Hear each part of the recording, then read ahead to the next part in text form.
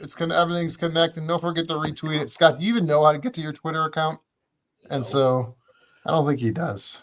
Nah. I don't. Okay, fair enough. Just give me Scott. Just give me the password and I'll retweet stuff out there for you, Scott. But hey, we're live. We're live. It's our CU versus KState watch along with CJ Anderson. CJ Anderson's not between the pipes tonight for Colorado like we thought he was training for. I'm back, but baby. He's back. So maybe I think it's just they're giving him a rest day before they put him back between the pipes. So we'll give him a shot at it. That's what we're trying. Yeah, between the pipes is an interesting, very, very interesting choice of words. We should choose something else, you know. We're here, we're live. You know, we obviously got the whole inclusive thing, but I don't know if men want to be in between pipes, you know what I'm saying? Unless we plumbers. Well, Rob is frozen right now, so hopefully we don't go off the live because he's frozen. I'm back. Sorry. Everything just froze up on me. I'm probably watching too many streams. You gotta have regular TV, man. I don't have regular TV. Ooh, what a blitz pickup by the Oregon back right there. He got blown up, but he picked it up. So CJ, I'll just say glad to have you back. Glad to have you back. We're gonna do the watch along here for the CU bus. Yeah, excited about Colorado and good old Kansas State. Obviously, Kansas State has been a consistent program, so this is going to be a good game. Obviously, if Prime wins this, he can find himself being ranked. And the way teams are losing or having close games, right? The way teams are happening, Prime can just stay consistent, right? He'll have a shot. But you also got to think, right? BYU is undefeated in the Big 12. Iowa State is undefeated. I don't know if they were winning last time I checked. They're undefeated in the Big 12. Pretty sure them two teams play each other, but yeah, it's gonna be some. It's gonna be interesting. It's gonna be interesting. I mean, I think the whole college football atmosphere is interesting, right? You got Texas at Georgia next week. Texas has no losses. We'll see how that looks. Georgia can't afford 2 losses. You got LSU and Ole Miss battling it out right now. They can't afford another loss if they're trying to be in the mix of the playoff, right? Penn State got away with one today, but Penn State still got to play Oregon, Ohio State, and Michigan, right? Obviously, USC is probably out of it now with 3 losses.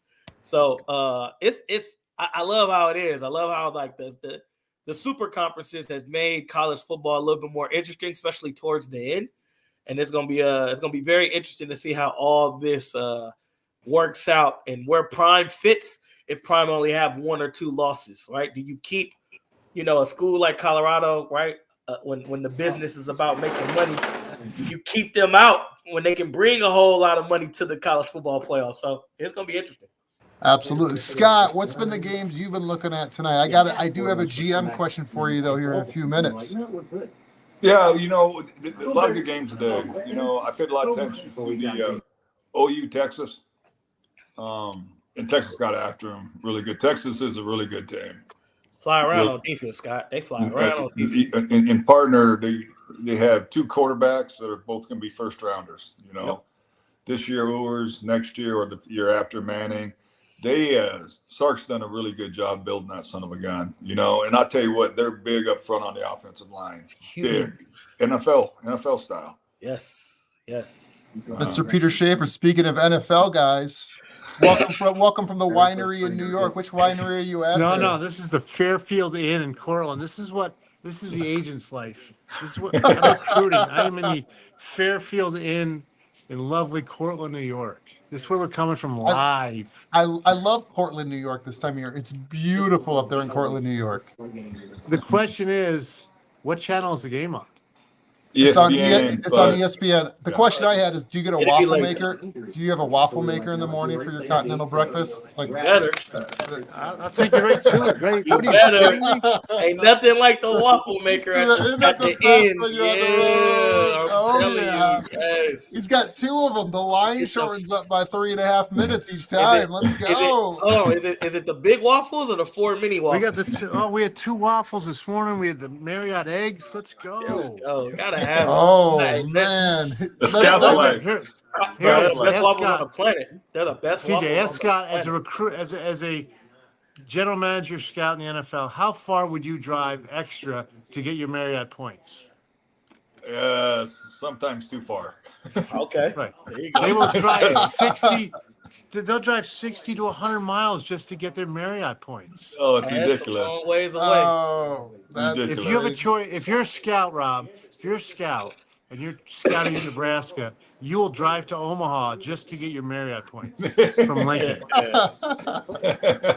Look at that. Sometimes true. Coach Scott. So on a typical season when you're doing like on the road recruit, I got my. how many nights a year are you in a hotel? You know what? I counted up one year. I was 156. That's amazing because I have friends that are in bands. 156 nights out of 365. Yeah. Hey, wait, hold up. So, boys, Wow. this is Coach Tierney, the University of Denver lacrosse coach. We're doing the CJ, how you been? I've been good, man. How about yourself? Good for an old guy hanging in there. They just put him in the You Hall look of Fame good. in You look real Portland. good. That's Okay. Scott McClellan, Nice. the GM of the Redskins and the Seahawks. I mean, the Niners. Hey, Scott. How you doing, bud? You don't spend a lot of time with this guy, do you? Yeah, I try to stay away as much as possible. But We're kind of married. Nice to meet you. How'd you guys have fun? So you said over 150 nights. oh yeah, Out of 365 days, you spent almost half the year. That's that's dedication. in partner, I was married and had 3 children, and I had twin girls. Oh, beautiful wife. Beautiful wife. The wife is the winner in there. Wow. Phenomenal. For her to understand that, it is awesome. And look at that touchdown. Oh, not a touchdown. They're showing highlights. I have friends that are in bands that toured that were like 200, 250. So like you're like living almost like the road band life. Like because these guys they do 150 shows a year, 200 nights on the road. Yeah, well, the thing about it, I'd get out there. I was living at the time. I was living in Seattle, working for the Seahawks, and I was pretty much covering the top 100 players. So I was in the Southeast all the time. Okay. And and it's tough to get back and forth. So I'd stay out 2-3 weeks in a row, catch games on Saturdays, then watch our game on Sunday at a sports bar or whatever, and then start over on Monday. Just because you're flying back and forth. That you guys are well aware with travel. It works. Yeah, did you see Kirk Herbstreit today?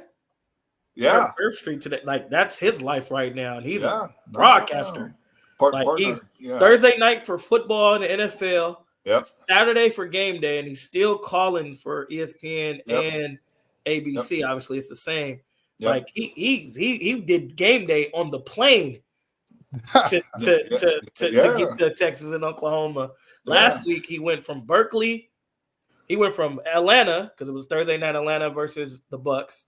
He went from Atlanta to Berkeley, from Berkeley to Arkansas to call the Arkansas and Tennessee game. Right, he's like that's his world life, and he's just a broadcaster.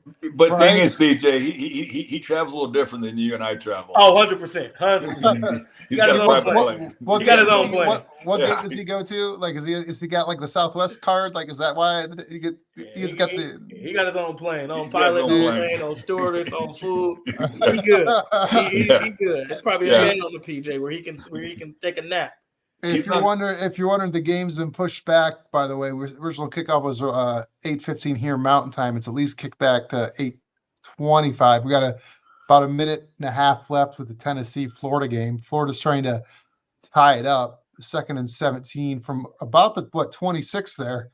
Yep. So we'll see if this game gets some free football in it. Well, I got a GM question, right? I want to throw this out there to Scott. Oh, good ball, but he dropped it. You got to catch that young freshman. But Dylan Gabriel, who I don't think is all that, but he leaves Oklahoma because he says his draft grade was too low. What does that say about a kid or his character? Because you can still raise your draft stock at the same school, can you not? 100%. Going to a different school doesn't raise your draft stock, does it?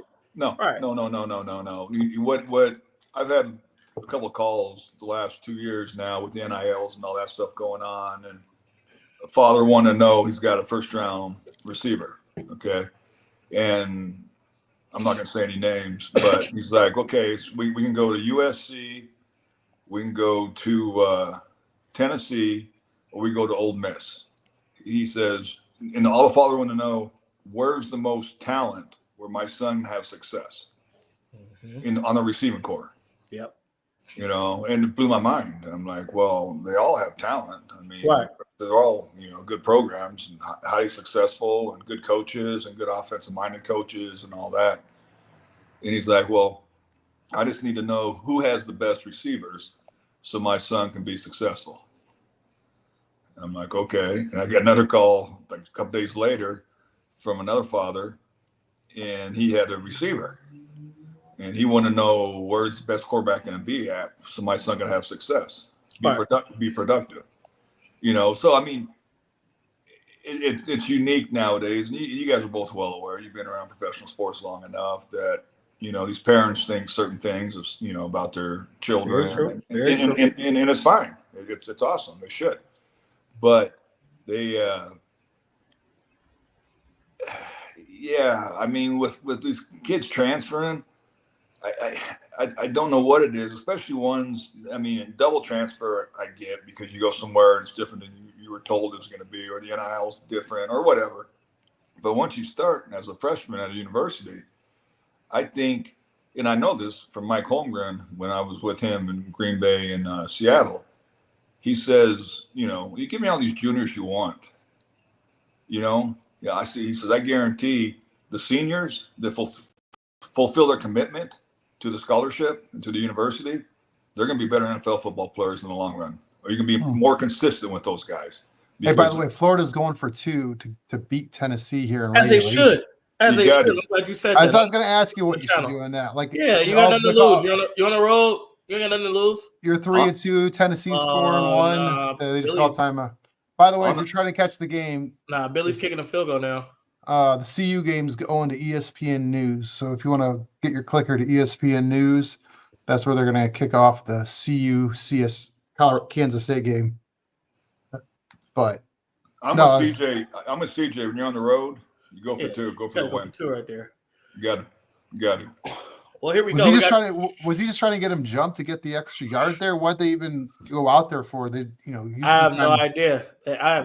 If you're gonna go for it. Like, hold your ground. Good ball, Shador on 3rd and 7 just makes it 4th and 2. Pretty sure Prime will punt this in his own, back in his own, and it's between his own 30. So gotta run a route past the sticks there. Scott, a GM question with the game we're watching. Yep. It's like we had Robert Saleh be the first NFL coach to lose his job. There's usually 5 to 7 NFL head coach openings every year on average, give or take. At least. That was shocking, by the way. I didn't think someone would get fired like that. That was shocking. Is Coach Prime NFL caliber or head coach? I don't know that. His persona, of course he is. And the guy played at the level he played at. I'm sure he is, but I'm not a big X-nose guys. CJ would know much better about his schemes and stuff like that. I just know he's really good for CU in college football from the standpoint of recruiting, and identifying, but the NFL is not recruiting. I mean, of course you have the draft and you have free agency, but is he good with the overall package? I don't know that. CJ would know much better. I love my guy to death. I don't think he's the greatest X and O guy. He'll get the kid. He'll get grown men to play for him. But it's the reason why he says he doesn't want to coach in the NFL for those reasons. Yeah, makes sense. Dealing with people with a lot of money and how those things look. Obviously, he played on multiple championship football teams. So him having that, holding people accountable, the way you talk to the college kid is not the way you talk to the 8-year vet in the NFL. The way you talk to the rookie, 1st year, 2nd year guy is completely different how you talk to the 7th, 8th, 9th, 10th, 15-year NFL vet.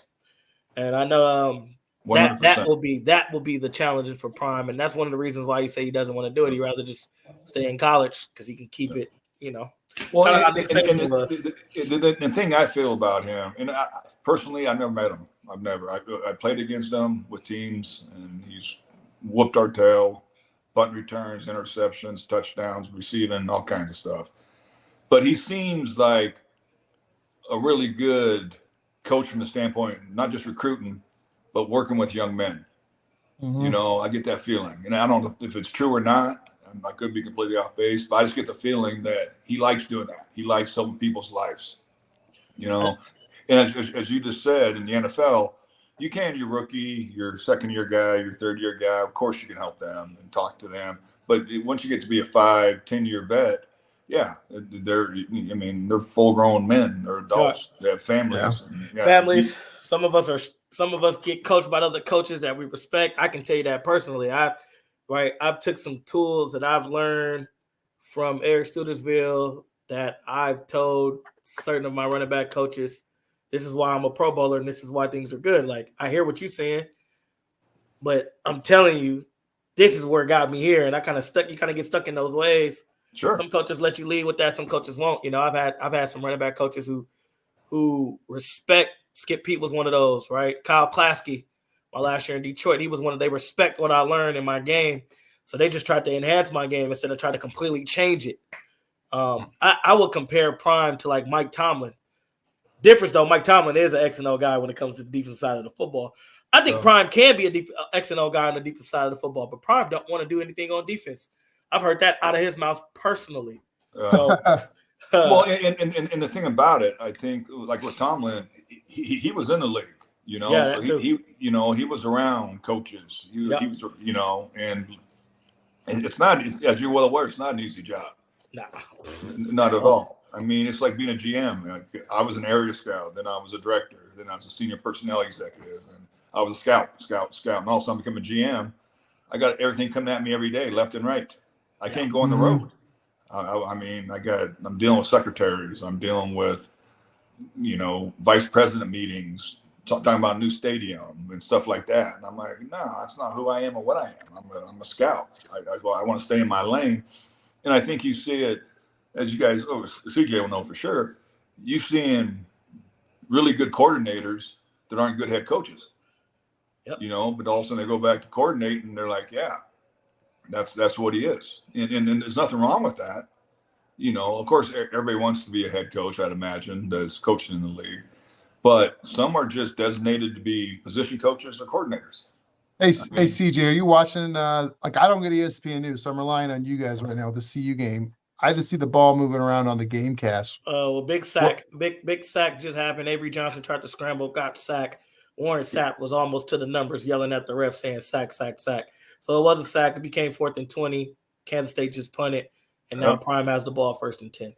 It looks like we're near the 50. Does that look right? Somewhere in that range. The 48 and a half. Yeah, somewhere in that range. Yeah. So our second possession here, okay, is it kind of like a game like this feels like it's going to be a boxing match where you kind of are feeling each other out here, especially how K-State's disciplined, keep the ball on the ground a lot, and CU wants to go in the air. What are you guys now expecting the adjustments here because they both were not 3 and outs, but I think CU might have been, but Kansas State not long. I think you attack. What do you see? I think you attack.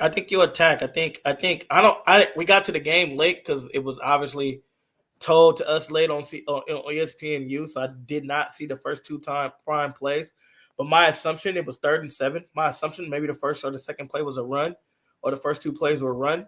I don't think establishing a run, I respect that's what Prime do, but I think you got the best quarterback in the country. Definitely one of them. Yeah, attack and do what you do, right? Move the ball down the field, do what you've been doing. And obviously the run game is sprinkled in there. I don't know if they did that in the first 2, but that's what I would do. Right. There is a thing of having too much respect for your opponent, right? Where you think that they're way better than what they are. And don't get me wrong, Kansas State is a good opponent, but I based off the first series, from what I am imagining, Prime didn't come out attacking, or Pat Shurmur didn't come out attacking like they usually do. And I think you just got to come out attacking. I think that's what we need to see on the second drive of Prime. Well, and the thing is, you got to realize too, with K-State, they got a young quarterback. Yep. So you put some points on the board, make them have to, fight back and throw the ball, because the best thing for K-State's the run game right now. And the best thing for CU is their pass game. You know, so if for some way somehow CU can get a score early, then you put pressure on K-State to have the young kid have to make plays. And it's, you know, I'm not saying he's not a good player. I mean, he's a big-time recruit, you know, and he's done pretty well so far. But that's still a challenge for a young quarterback, especially on the road.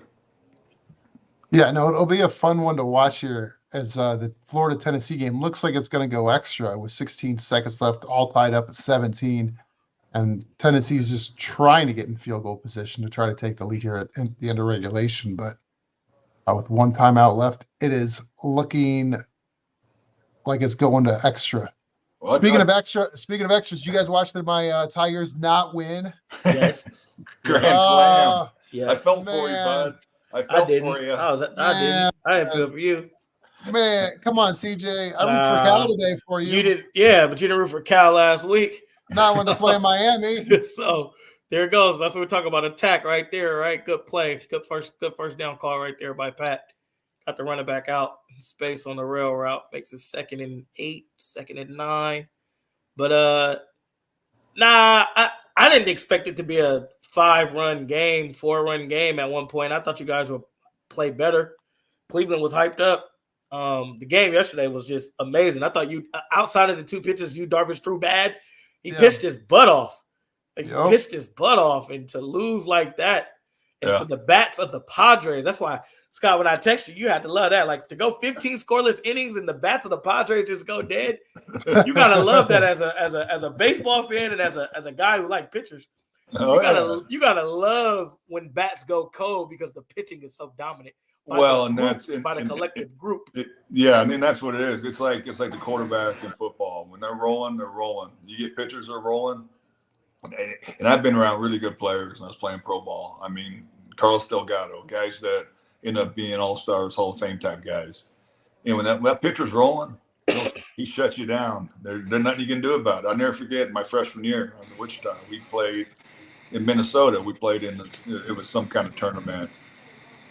And I faced Mike Mussina. He was at Stanford. Mike Mussina, yep. And that son of a gun had me guessing left and right. I batted 4 times. I didn't touch one ball. Not one. Not one. So, Scott, you've had success in a lot of areas in pro sports. Is hitting a baseball still the hardest thing to do in sports at a professional level? 100%. 100%. Scott, it's funny. Hey, I'm back. So that was Bill Tierney. So he's the greatest coach in lacrosse history, won the national championship at Princeton. He's the one who won it at DU when you were out there, CJ. Wow. I remember that. He's here going to lacrosse. So I saw this podcast, Scott. It was showed Whitey Ford and Yogi Berra. They were on like the Johnny Carson show. and so Johnny Carson says, I heard there was a funny story, Whitey, about a time that, you were pitching and the manager came out and said, what a ball. Asked Yogi how you were doing. He goes, well, the first batter hit a home run. The second batter hit a double. I hit the third batter with a hit by pitch, right? And the manager comes out and he goes, Yogi, what kind of stuff does Whitey have? He goes, I don't know. I ain't caught one of them yet. Hey, what channel is this game on? It's on ESPN News right now because overtime for the Gators and the Volunteers. 4th and 7, good ball by Shador, even getting hit. Didn't get it. They're going for it because they're kind of in that, I don't know, the punt or go range. So they're going for it on 4th and 7. Kansas State brought the blitz, and it is picked up by the Colorado Buffaloes. First down for the Colorado Buffaloes. Let's go. Nice little whip route by the young speedster, number 10, young Webster. Can't pronounce his first name. I know you guys have like 7 screens up. You guys watching the Bucks versus the Ducks at all? I'm flipping back and forth. I don't have all my screens here. Oh, Shador takes a sack. And that's one thing I can say that I'm not a fan of Shador. It's the same with Caleb Williams. It's the same with Bo Nix. When we talk about the next level, the defensive line speed being too fast, they hold the ball so long because they're so used to getting away with things. They hold the ball so long. Wow, they call flag on Oregon. But they hold the ball so long, it just hurts them. And sometimes if you hold it too long, you take unnecessary sacks. And that was an unnecessary sack that Shador took right there to make it 3rd and 19 now. You lose 9 yards. And then that's too, like, we talked about Hugh last week with our footwork and our drop back. Why are we dropping back where we're losing 9 yards on a sack? Like, what is this, a 9-step drop back? Like we're already in shotgun and we're dropping back 6 more steps. Like, we got to change that too. No, you're right, CJ. He's gonna get that ball out. He's got to throw it out of bounds. Has to. What he's trying to do is make a play every time. Yeah, he's trying to make a play every time. That's what Caleb Williams. That was his whole thing. And now you see Caleb game completely changed from week 1 to week. Oh, what a wide open pass! Cut cross touchdown. Colorado 7-0. Let's go. Colorado. See you, Bucks. It was a good when play you right see there. their uniforms, Rob, you'll love them. Yeah, you can't give that up on 3rd and long. No, I don't know what Kansas State was thinking about right there. Right, but you can't give that up on 3rd and long. If you're a defensive guy, like, are you thinking on 3rd and 19? A lot of teams are just trying to get a few yards, like going for a screen or just trying to get like that 7 or 8 yards back. Yeah, usually screen, draw. You play those. Obviously, you play some type of soft zone. I don't know if Kansas State brought pressure there because I caught it in the middle of flipping back from the Oregon game. They didn't. Yeah, so they just left that part. They're probably in quarters because the flats was so wide open. Playing zone. That's my educated guess. They were probably in quarters because the flats was so wide open. But hey, Colorado's up 7. That place is packed. Oh, it's rocking. It's rocking now. It's rocking out there in Boulder now. I love the uniforms. Love them. Oh yeah, the all blacks, man. Got to come murders. It's my favorite one. Murder. We wear all black. I mean, we serious. Murder. Yeah. No, that's a big play right there. Wow. Man, that's awesome. So, like, just like you guys are saying, get the lead, put some pressure on the K-State young QB. Yep. See what forcing him to make some mistakes. Yeah, young QB and the way the offense is, right? Kansas State love running the football. That's how they survive. Obviously, it's 7-0, but like when you have 2-score leads, 3-score leads, you can't really run the football anymore. Correct. You got to find a way to throw the football and move the ball down the field. And when you have a young quarterback, you can expect those mistakes. So that's a good drive by Colorado right there to be up 7-0. Approaching the 2-minute timeout, the Ducks are working it down.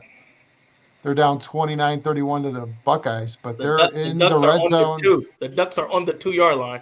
Yeah, after an interesting pass interference called by the back judge. It's called by the right guy. So it's not like the other ref had he could have called it too. Both those refs will see that. I'm big on that. I'm big on like who's watching what, and I try to let my players know that as a coach. Like, hey, when holding is called, it's called by this ref, right? When this is called, it's called by the umpire. When this is called, it's called by the back judge, called by the line judge. So like you can get away with certain things if you know part of the field that other refs ain't looking at. So it's something I learned from Bill Belichick. It's within the rules. It's cheating within the rules. It's like playing right up to the line though. Like I coach my basketball guys the same way. It's not, you gotta, if you can play defense all the way up to them, take as much as you can, right? And if you know who's watching you and who's not watching you in certain areas, get away with the things you can get away with. Absolutely. But then we read Bible verses afterwards because it's a Christian school. But still, all right. So the two big difference in rules between the NFL and college. One, when you need touches in college, you're down. In the pros, you keep playing. And two, pass interference is not a spot foul. The question is, are those? I don't like the knee down in college for sure, but I do like the 15 yards. It's 15 yards a spot foul in the NFL. That's sometimes a very punitive penalty. To get to that, let's go backwards. The biggest rule is I can put my hands on you in college all the way up until the ball is in the air. I can't put my hands on you at all in the NFL. So, like, the reason why it's not a spot foul is because I can beat you up, Pete, until the ball's thrown. Like, I can hold you, jam you. Like, there's very rarely defensive holding called in college. Like, I can hold you, jam you, and then when the ball's in the air, all I got to do is let go and play the ball now. But in the NFL, if I put my hands on you, here comes the flag. Whether it's illegal contact, whether it's defensive holding, or whether it's pass interference. But I do agree with you on the spot foul stuff. The spot foul is kind of changes games. The spot foul changes games 100%. I know this. You're gonna throw this spot of the foul? Like, come on, man. Yeah, I know this, Peter. When it was probably my second or third year when I was in San Fran, and it was the first play of the game. I can't remember who we were playing. I think it was San Diego at the time, Chargers. Oh. And first play of the game, 55-yard penalty, pass interference. The whole game changed. All of a sudden now they're scoring, and it's just we never recovered. But the first play of the game was a 55-yard penalty. I'm like, that's what I'm saying. But what about the knee down? Why is that penalty the knee down in college? I mean, it's an archaic rule. Well, it was at that time. It's still an amateur sport. That could be changed. That's my only guess. Like high school, when you're down, you're down. College, when you're down, we're down. But those are amateur sports. Now with NCAA canceling all NIL program, NLI, not NIL, NLI, National Letter of Intent programs for all Division I schools, which is going to be highly interesting. Yeah. To see how that goes. It'll be interesting to see what rules change for college. But my guesses will be to keep the same amateur status that they had. It's my guess. I think you're right. It sometimes defeats the whole game. The guy goes down at one knee, catch the ball, and all of a sudden goes for a run. They blow whistle dead. Yep. That's an interesting question, Scott. If you could change, and CJ, I'll ask you the same thing. If you could change any rule, let's call it in the NFL, what rule would you change that you think is either like archaic, old, or needs to be updated? What rule? Me personally, spot foul with pass interference. I mean, it can completely change the game, completely. And you can't challenge the call. Wasn't it like it's been a while, but wasn't there a time where it was discretion, like whether it was a 5-yard penalty or like the distance of the penalty at some point with PI, or am I just misremembering now in my old age? I don't remember that. I always known it to be a spot foul, 15 yards from the spot. The NFL is never that way. The NFL, it's ridiculous. You can, it's insane. It's insane. Yeah, it can completely change the game. I mean, you can be on a 40-yard line, PI in the end zone, and you're on the 1. Yep. Like that is just unheard of. Well, and you can't challenge a call. You can't challenge it. They throw it. Me would be illegal contact. Illegal contact is like so ticky-tacky, and it's so every crew crawls it different. Some crews let you get away with it. Correct. Some crews are way too strict. I'm fine with receivers getting jammed and getting hands put on them. Now, I'm not fine with holding them and restricting them. I'm definitely not fine with pass interference. And I would change the spot foul too, because the spot foul changes the game. Like you go from first and 10 at your own 20 to first and 10 at the 50 now. Like 25 yards is a big yards. Well, and think about it, CJ, you can have 3rd and 20, and the coach says, that too. Don't give a crud. We're going go routes. Just throw something a gun. Just throw it. And somebody I Crane, that happens. Yeah, I want the penalty. It is crazy. Speaking of pass interference, Tyler Polumbus, Mount Polumbus, joining us. What kind of segue is that? He's an offensive lineman. He never had pass interference. What's up, boys? I bet Tyler would have loved to be able to run around and catch the ball like Penn State guys were today. One time in my career, they had a design pass for me, and it was an AFC championship game that CJ went wild. I was the extra tight end. They actually called the play, went in on like the 3-yard line, and Peyton called timeout and said, no, I ain't throwing that to that dude. I remember that. I don't know if that's why he called timeout, but I do remember him calling timeout and changed the whole play, the next play. I remember that. So that was, Tyler, that's before all the emojis, and Peyton basically said WTF to the coach. That's right. So what? No, we ain't doing that one. No, sir. I see you guys. I don't even have the Colorado game on yet because I don't have ESPN news. It's going on now. It's going on now, Tyler. It's It's 7-0. It's 7-0 Colorado. Yeah, it's 7-0 Colorado. 4:20 left. First quarter. Tennessee just won in overtime. Yeah. So it should be flipping real soon. I mean, ESPN News for me is Major League table tennis. I didn't even know table tennis had in Major League. Hey, Scott, I think you're the only one I've never met face to face. How you doing, man? I'm doing good, partner. How are you doing? I'm doing great, thanks. Good run by Kansas State right there. Good tackle by Travis. But now it's 1st and 10 on the 15.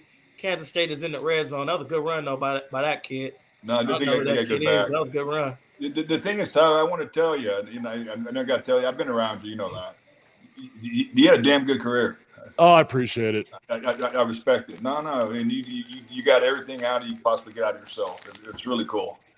I appreciate it. That's highlights, man. Got the Super Bowl and blocked for me, and then obviously he was on the Beast Quick down towards the end, pushing for Marshawn. Like, you played with some interesting backs, big dog. I did. Besides CJ, who's your favorite back you blocked for? You know what? Obviously, Marshawn was tremendous. I'll tell you one that doesn't get enough credit, and Scott probably knows him very well, Alfred Morris, out there in Washington. Yep. Man, I tell you what, Alfred came in as a 6th, maybe 7th rounder, I forget, a low-round draft pick. In typical Mike Shanahan, he gets his late-round draft picks in there. And, with that year, his rookie year, we went for over 1,000 yards. And that dude knew how to get downhill. He was fun to block for. Top 2, top 3 guy in rushing in that year. And the thing is, Tyler, is you're well aware, what a great guy. Oh, yeah. Were you around him, Scott? Oh, yeah. Okay. I had to cut him. I felt awful. I had secretaries in the building crying. Wait, in Washington? Yeah. Oh, my God. What year did you get there? I got there 15. Oh, okay. So you got there just 1 year after I left. Yeah, you were gone already. Yeah. I could have used you the next year, just so you know. We weren't very good. But we did win the division, but we had to play Green Bay and Aaron Rodgers in the first round. But I had to cut him. But just what a quality guy. Oh, yeah, first class. I mean, beyond. I mean, I felt bad doing it. So, Tyler, his memory of playing K-State, just a gritty, well-coached, the team you really never wanted to play, right? No, Kansas State is, going back to the Bill Snyder era. That's when I was there. That program, they were always rock solid, and they always brought in. They were kind of the original CU. They brought in all the JUCOs, so now CU lives in the JUCO transfer portal. They were the JUCO program, but man, they were always tough to beat. And here they just scored a touchdown. A quarterback, not a great arm, not even the greatest athlete, but enough of a runner, tough as a $3 steak, and boom, they score a touchdown. And they out there priming on them. Oh, I'm finally in. I'm finally watching the game. And these guys are about a minute ahead of us, Tyler. Every time they're just giving you the heads up of what's going to happen. Okay. No, Rob. Rob, we're not ahead of you. We just see things before it happens. We're not ahead of you. No, that's a touchdown. But this is the Peter rule, right? If Avery Johnson would have slipped and fell right there on the 1, he's down with no one touching him. Peter wants to change that rule in college. I want to change it. That should be a touchdown, right? Tyler, what rule would you want to change in college football where you just like, or even the NFL that you just don't like? The dumbest rule of all time is fumbling into the pylon. I mean, get rid of that. It makes no sense. I would love to know why that rule was ever in place. What other point on the field do you get punished for fumbling the ball out of bounds? There's no other spot, and it's not like you can fumble the ball forwards and gain yards. So no, the hitting the pylon, man, that one drives me insane every single time. I never thought about that one. I didn't have too many fumbles in my career. Let me, because Rob's Mr. Negative. Forget about what rule you want. What rule should we add to the game? You know what? You should have they should have like a different kinds of holds. Like a 5-yard penalty. Here comes the offensive line. Yeah. That's right. Are you near the penalty? You know what? Just get rid of holds altogether. We just lost half our viewers. I'm just telling you. Let me guess. Tyler was an O-lineman. Hey, you know what though? You look up my career stats. I had in 8 years, I only had 7 penalties in my entire career. Really? Yeah. So, now, how many were called back, where they declined him? Oh, yeah. I did have a leg whip called on me one time. It was like a 35-yard touchdown run that got called back against the Giants. That one hurt me. Hurt the pocketbook also. Let me ask this, Tyler. Because a lot of linemen tell me you're gonna get called for holding no matter what. Eventually, they said do it early in the game, then you're good to go. Is that true? Get the holding out of the way? Yeah. Holding there's an art to it, as you guys know all too well, man. I mean, you just you got to know when and where you can hold. Get those hands on the inside. Don't get them outside. Yeah. I had one offensive line. Move your feet. Make sure you're moving your feet. That's right. I had one offensive line coach out in Washington, Chris Firster, best O-line coach I ever had. Love him. I worked with him. Yeah, he's the man. But he used to. It would drive him insane when we'd get beat as a tackle and we'd hold to try to save the sack or whatever. He'd be like, "Hey man, quarterback gets paid money too. Let him make a play." But you don't want to get hit, though. I know. I'm like, I'd rather give up a hold than a sack. Hell yeah! All right, hey, well, we're still in a commercial. What about this idea? This drives me crazy. Teams last 2 minutes, teams taking a kneel down, game's over. If you do not move the ball past the line of scrimmage, clock stops.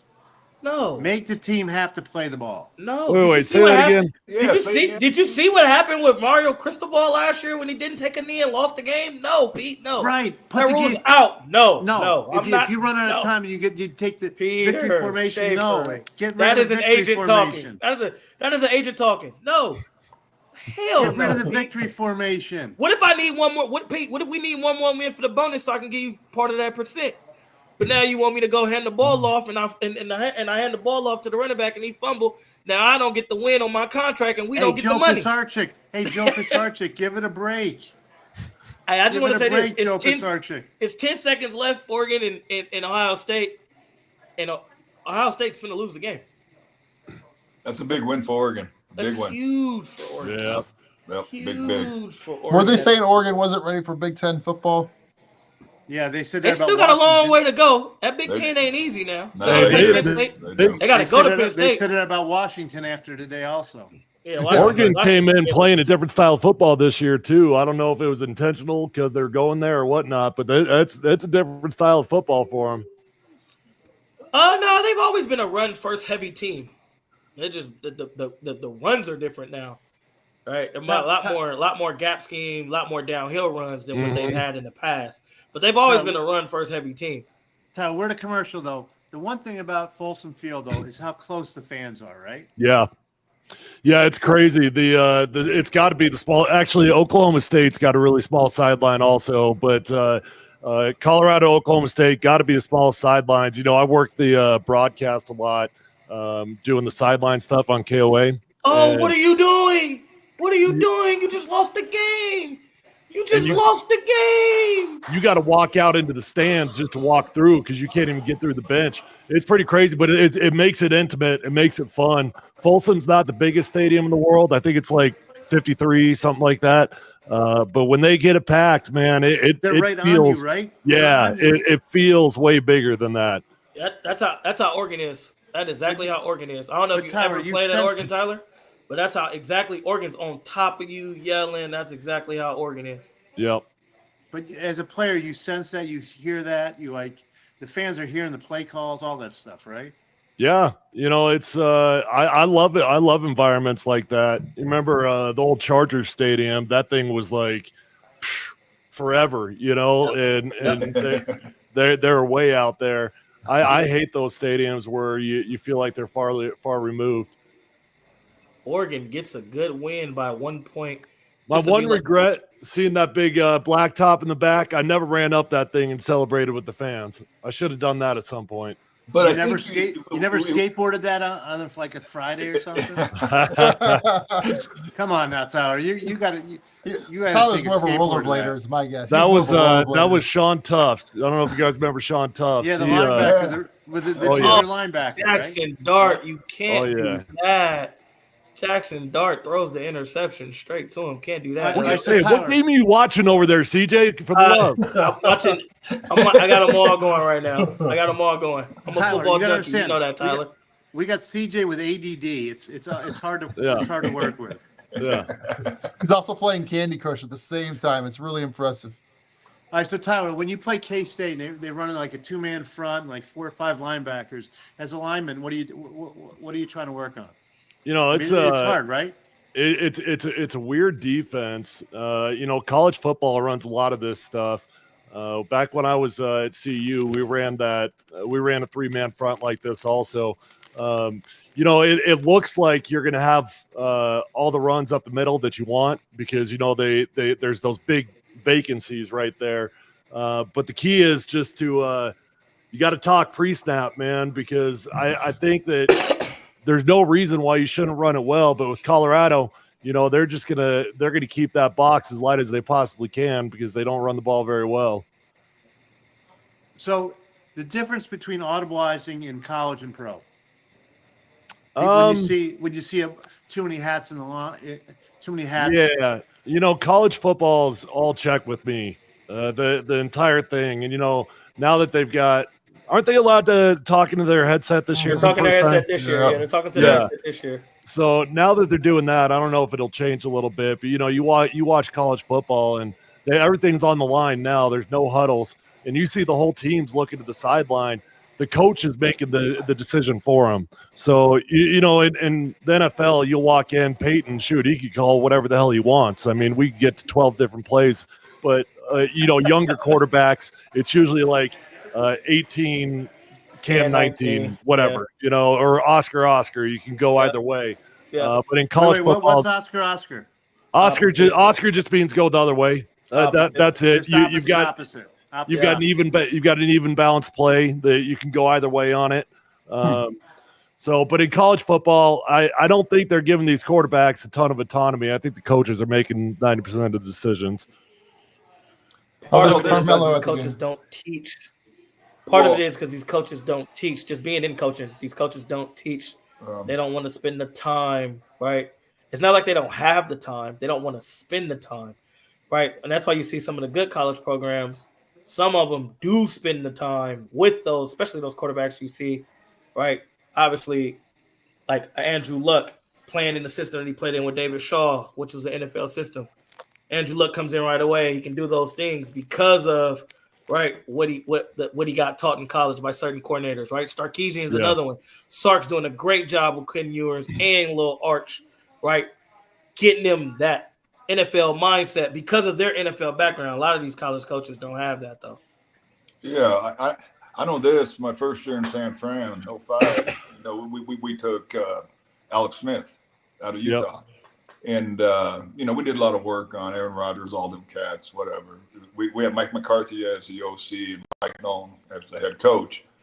And I'll never forget my first time I talked to him, interviewed him. He said he never called a huddle in high school or college. Ever. That's nuts. Ever. And I'm like, could you audible? And he's like, no. We looked at the sideline, did send the play in.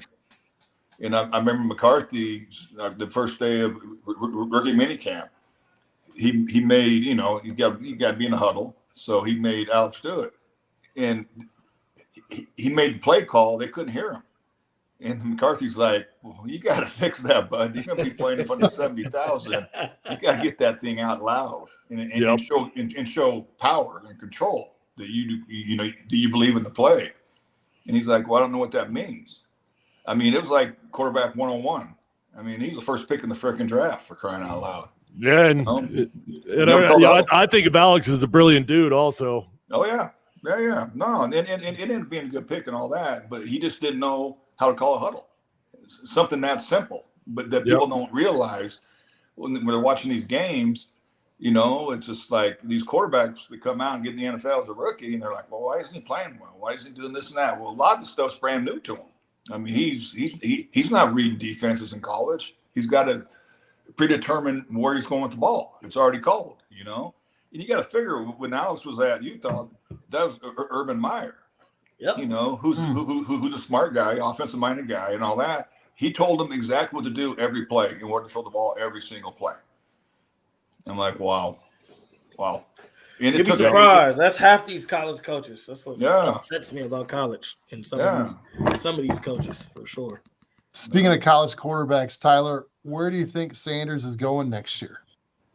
You know, you mean in order of the draft or team? Yeah, both. Like, was he top 5, top 10, top 15? You know, first off, Shedeur is the real deal. He is. He's got the best deep ball in college football, and I don't think it's even close. He's got a lot of things going on for him. Number one, ability. But number two, it's a bit of a muddied year for quarterbacks, and there's not exactly a bunch of superstars that are coming out. So, you know, I think if he stays on this track, it'll probably either be Cam Ward or him that goes 1, maybe 2. You know, obviously there's a couple other guys that could get into the mix there, but you know, if Colorado wins this game, it's going to do a lot for a lot of people. Number one, the Big 12 championship is in front of them, and that's something that I didn't even think I could even dream of just about 3 weeks ago. But you know, it keeps Travis Hunter in the Heisman hunt. That kid from Boise, what he's doing right now. What's his name? The running back. Alshon Jeffrey. He going. Yeah. Alshon, he going bananas right now. Yeah, that dude's insane. But I don't think it's possible for Shedeur to win the Heisman, because my opinion on that is if Shadeur's playing so well, that means Travis Hunter is going to be balling also, and Travis Hunter is going to be doing something that's never been done before. And so if Shedeur is playing at that high of a level, my opinion, Travis Hunter is the one that wins the Heisman, not Shedeur. Yeah, no, that's a great question. And then where do you not want to? I've heard a lot of local radio saying, "Oh, what if Shedeur goes to the Raiders?" Yeah, man. I mean, he was just out there in Vegas. He was just having the conversation with Mark Davis. Mark Davis said that he'd been watching every single game. It makes a lot of sense. I think Vegas was definitely in the market for a quarterback in the draft. The rumors were they were trying to move up to go get Michael Penix, and they couldn't get it done. I don't know how truthful that is or not, but you know, they're absolutely going to be in the market for a quarterback. No, I don't want to play him twice a year, but it'd be fun. I mean, the AFC West would be pretty dynamic. No, it would be fun to watch. How would you what would you think of the Broncos with Bo Nix? Like, is he better than any of the other quarterbacks that in the AFC West? Shedeur or Bo? Bo. Like, is Shedeur going to be better than Bo Nix? Is really the question. Well, he's definitely got more talent. I mean, I look at Bo Nix like, you know, a Brock Purdy, Geno Smith type of guy. Like, I actually think Geno Smith is a hell of a quarterback. You put him, he does have some weapons with DK and everything, but what makes Brock Purdy so good is, number one, he's a good quarterback, not taking anything away from him. And I'm not like a system guy. Oh, shoot. Which game you watching, CJ? The same game we all watching. Big run by Kansas State. We're talking about the game. Yeah, I'm way behind. I just saw the punt being down near the one. Okay, yeah. You guys will see it here in a minute. Just want to let you know. Great inside zone. Great inside. Oh, he's good move. Oh, backed up too. Yeah, backed up. Damn. Great inside zone with the slicer coming across.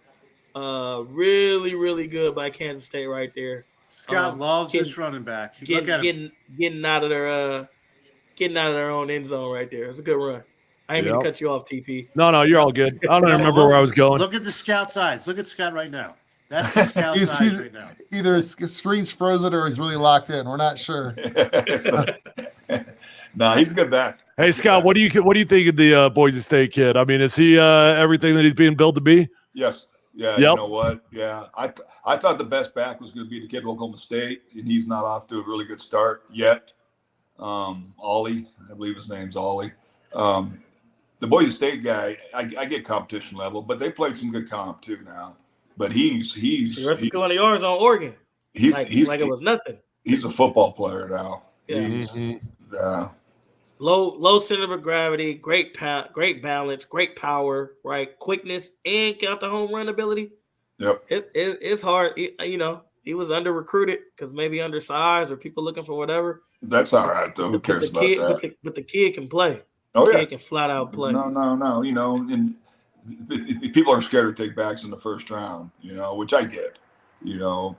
But a good football player is a good football player, and he's a good football player. Hey, look at that. I'm telling you, look at K-State. Yards after contact, everything. Yep. There's another good run by him right there. Yep, right strong there. Run. And he got smacked. Run. Yeah, he got hit. He got hit. Stayed balanced. Stayed on his feet.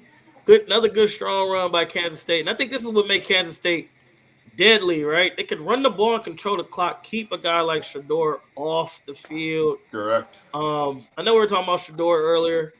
My only question with Shedeur is he a franchise changer? It's my only question. Is he a franchise changer? And that's a real question for me. I think he has all. Who in college football is the franchise changer if not Shedeur? Correct. I don't think none of the quarterbacks that's coming out this time are I don't think Cam Ward's a franchise changer. I don't think Shedeur is a franchise changer as of right now. Those guys are gonna need weapons, like you just said with Bo Nix. Those guys are gonna need weapons around them to be good. I think franchise changers are guys like Andrew Luck. You don't need too much; they're gonna make it happen. Caleb Williams, I think that's a guy. Now he got some weapons around him, but I think Caleb Williams can get to a point where he don't need nobody around him, right? Because of the talent that they have. I think some of these other young quarterbacks that we're speaking of and talking about, they're gonna need some weapons early to be successful. So the best way to put it out is if Shedeur came out in this year's draft, and you've got Caleb Williams, franchise changer, Jaden Daniels, boom, Drake May, Bo Nix. Where does he go in that pantheon of quarterbacks? Well, Drake May went higher than I thought he would ever go. I didn't think Drake May was all that. Where does Shedeur go? I think he goes before. I think he goes before Drake May. This year's draft. I think he goes before.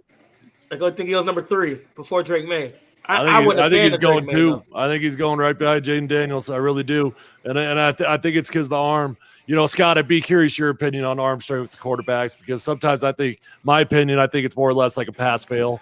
Obviously arm strength is it's nice, and that's the one thing that Bo Nix does not have is a great arm.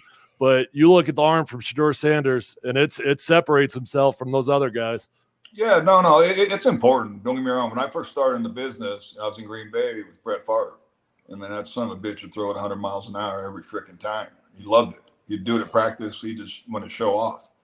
I think it's important, but it's not the all be all. Yeah, he's way more accurate than he is on his arm strength. Way more accurate than he is. That's what I'm saying. I stood next to Shedeur last year at the Nebraska game, warming up, and this guy's got talent. Physical traits that are, and I'm surprised how big he is. I'm a little disappointed he's not half the athlete his father was, but he's still good. He's still good enough, If he was half the athlete his father was, he wouldn't be playing quarterback. or he'd be Lamar Jackson running around, Or that too. But the thing is, I think honestly, Tyler, arm strength matters, of course. Foot quickness matters. All that stuff. Accuracy is huge, and timing is huge. Yeah. Anticipation. One of the best quarterbacks I've ever seen in my life in person, I've seen a shitload of Hall of Famers, was Joe Montana. He had no arm strength.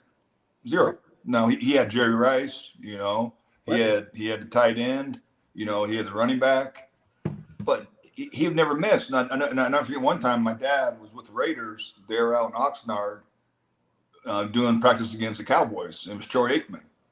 And my dad said he watched the entire practice, and not one time did the ball hit the ground from Troy Aikman. Not one time. Everything was right on time. Yeah. Right on the chest. Right on, I'm like, no kid. And he said, nope, ball never touched the ground. Ever.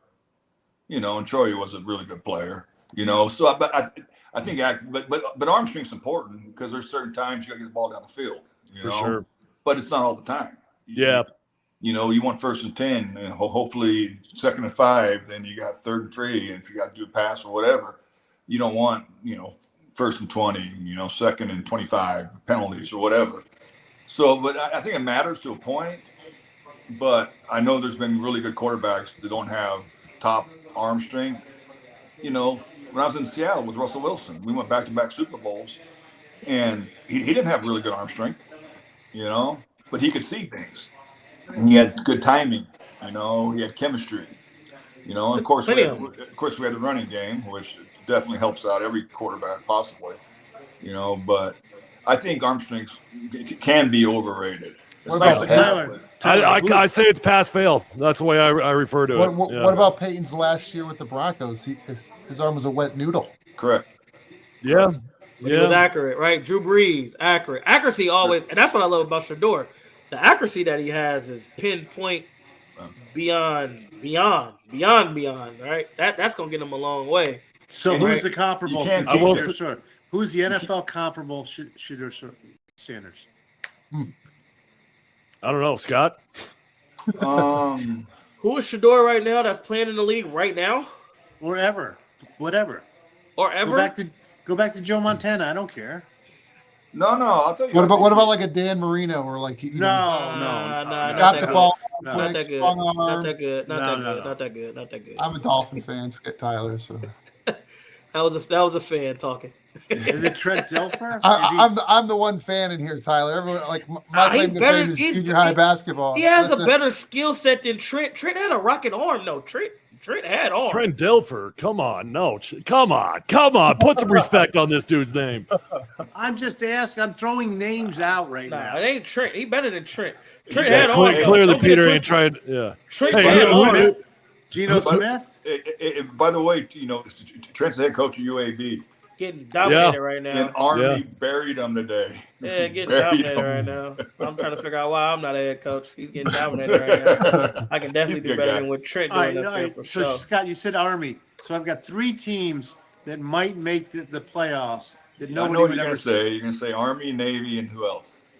Iowa State and BYU. Iowa State, BYU, but they got to play each other. BYU's playing well. They got to play each other, though. Both of them got to play each other. Iowa State and BYU will play each other soon. All right, so does Army make the playoffs?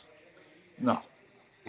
If they win out and be the only group of 5 team, they'll be the 12th seed. Yes. No. That's the rule. They have no that's chance. the rule. That's the rule. It's not the rule. It's not the rule, though. What rule are you talking about? Bro, the highest group of 5 team gets the 12th seed. Have y'all not paid attention? Don't forget, I've coached college the last 2. Like, have y'all not paid? The highest group of 5 team gets the 12th seed. They will be the highest group of 5 team outside of them in Liberty. The highest group of 5 team automatic bid. Yes, go look it up. Highest. It's the championship. Wait, the highest 5 in the Power 5 conference. What do you say? Army's not in group. They're not in the 5. There's 4 Power 5s that are automatic bid. Everybody else fits in. One of those 12 seeds will go to a group of 5 school. That's already been talked. Go look it up. One of those will be a group of 5 school. And the group of 5 school will be Army, Navy, Liberty, somebody. That's what makes the college playoffs so janky, because a team with 1 loss can be outdone by a group of 5 school who's undefeated, which they're not better. Army's got East Carolina, Air Force, North Texas. Yeah, they ain't playing. Notre Dame would be a good one. So let's say they run the table but lose to Notre Dame. Nah, they won't get in with a loss. No, they got to be undefeated. They have to be undefeated to get in. I'm telling you that. They won't get in with a loss.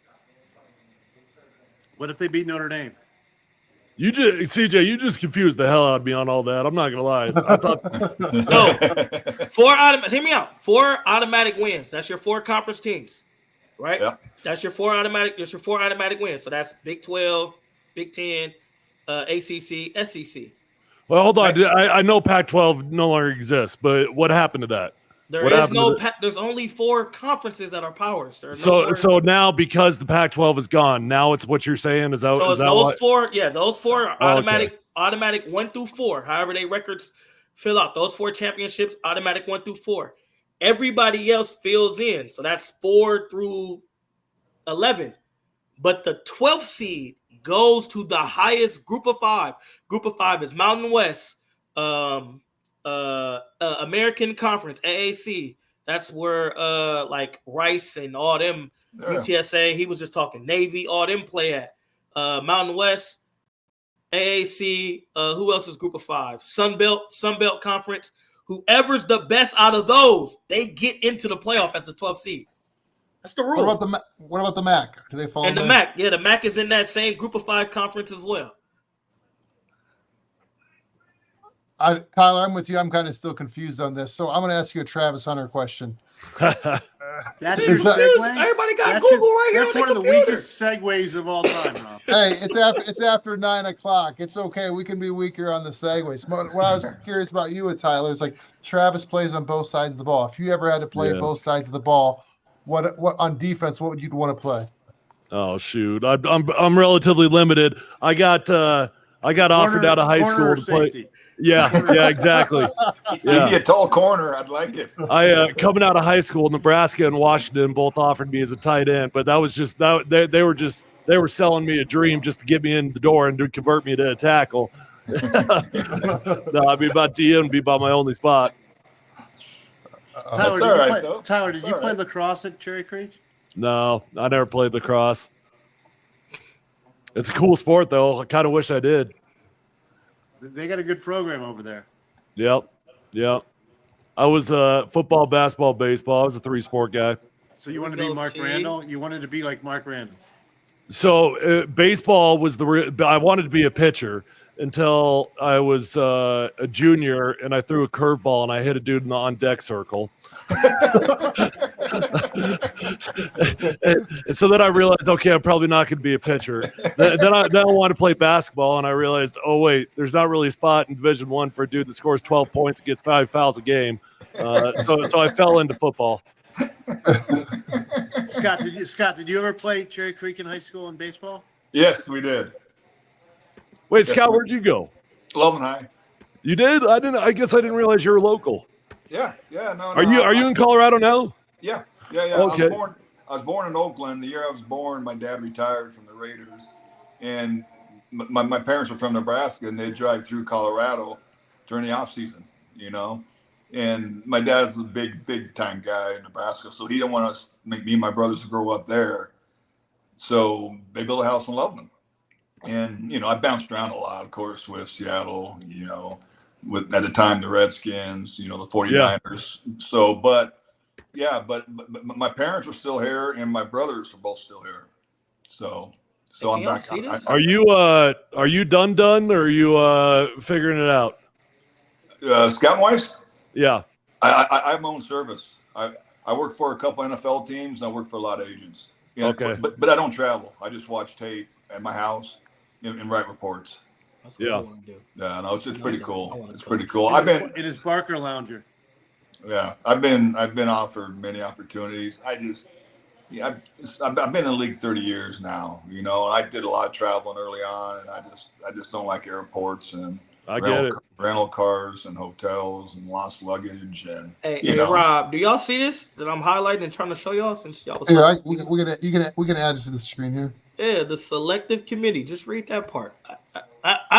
We believe you. Give it up for the love of God. For me, I coach college football, and I want to be a head coach in college football. These are things I got to know, right? That no matter what. But, the selective committee will automatically give, Power 4 conference and the highest rank of the group of 5 teams. So a team like Navy who goes undefeated, they'll get a shot. They'll It's unfortunate. It's unfortunate because of – there are going to be some good 1-loss, 2-loss teams that are better than Navy, better than Liberty, but because of the rules, no doubt, this sucks. But hey, shout out to Navy. Yeah. Well, so think about this. Hey, so the Army Navy game might have national championship playoff implications. Who would have ever thought of that? Who would have ever thought of that? Right? That's pretty cool. That'd be fun to see 2 triple option teams fighting for the 12th playoff spot. Right. CJ, you want to be a college head coach? I'm an 8th grade head coach right now. Got beat 40-0 today. No big deal. That's tough. My old line decided that they don't want to block anyone. Heads are going to roll in film on Monday. Don't worry. I coach. Do you find 8th graders for that? Do you find them? What's the deal? Yeah, right. I should. I'm an idiot though. I overcomplicate it. I'm using West Coast language. It is cool though because when they get to high school, these kids are going to know some football. They are. That's what you want. I retired. Go ahead. When I retired in 2020, I jumped into coaching right away. I went back to my alma mater at Cal, coached there. Then from there, went to go be a high school went to be a head coach at a high school, turned that program around in 1 year, took the job at Rice, running back coach at Rice for the last 2 years. And I had Morehouse College and San Jose State to be a head coach. but you need your master's. So I'm back in school now, grabbing my master's. Oh, really? So I can jump back in and go do that. Yeah. So I've been coaching for a minute since I retired. No, I knew you'd been doing that for sure. Yeah. But nah, I love ball, man. You know me. I mean, we used to run the little meetings in our just with the run game to make the run game better. You remember those? I just love ball, man. Like you saying with those 8th graders, teaching these kids real football, not that other stuff that they getting from these other dudes. Real football that's gonna help you if you can pursue your career longer. It's gonna help you in the long run teaching real football than what's being taught with some of these cats. If you're not running wing T in Little League football, you ain't winning. I'll tell you that much. And I'm not running wing T because I'm going to teach these kids real football. That's facts too. I mean, you can run outside zone. It's almost the same. If you got a good running back who can just see the lanes. That's funny. I get this vision that Tyler is like Peyton Manning in that Saturday Night Live skit coaching. Just throwing footballs. We are here to win. We are here to win. What are you doing? I only assaulted 3 kids today. So why the 8th grade, Tyler? I do have. Oh, just kidding. That's just my son's in 8th grade. I coached at I coached at Valor, won a state championship over there, and that was fun. My kid this is the first year he played, so I coached him. I didn't want some idiot to coach him in Little League football and ruin the experience for him. Then I'll coach. He's going to go to Ponderosa, so I'll probably coach Ponderosa next year. Here we go. Huge sack there by K-State. So basically, you're Derek West Jr. then going to Ponderosa. Yeah. Oh no, Shador. No, he was he was legend, wasn't he? I think it was Parker for sure. Oh, Ponderosa. Oh, isn't Ben Hamilton used to coach there, right? Ben, that was weird because Ben and I we coached together in Valor, and he teaches at Valor, but then he stopped coaching at Valor for a little bit, went over to Pondo, but he's back at Valor now. So I represented Benny. So he had 4 kids. This is the Valor economics, right? He's got 4 kids going to Valor. He's teaching at Valor. That's about $1 million. And he's still and they take his entire salary to pay for the tuition, and he still has to write a check every month. Yep. Wow. That's so weak. Right? Wow. Yeah, you send 4 kids through Valor. That's heavy dilly. I know. The only thing I know when I was recruiting when I was at Rice. Wait, hold up. So looks like Travis Hunter is out of the blue tent, headed to the locker room. The trainer, this is crazy, has his helmet in his hand, so he can't go back on the field. Oh shit! I didn't even see him. When did he get hurt? I didn't even know he got hurt. He caught a drag route. It looked like a routine tackle, but that one that he caught, he got hurt on that. Yeah, the one he got caught, he got hurt on that. That goes to show you the difference. What 2 decades made. The trainer's carrying the helmet, so he can't go back in the game. Hey, when I represented Jordan, I'll tell you 2 concussion stories. Jordan Dizon, right? Right? Oh yeah, I was teammates with Jordan.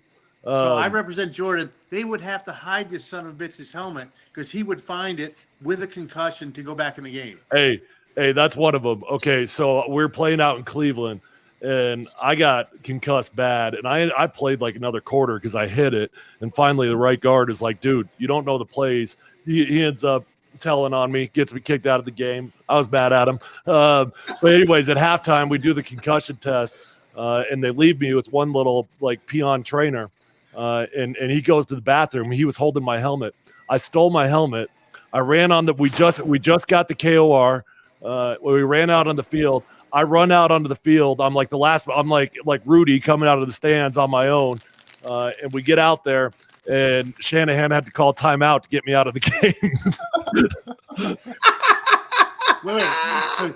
So today they have spotters, but back then it was Shanahan was your spotter? No, but he was told damn well that I couldn't play.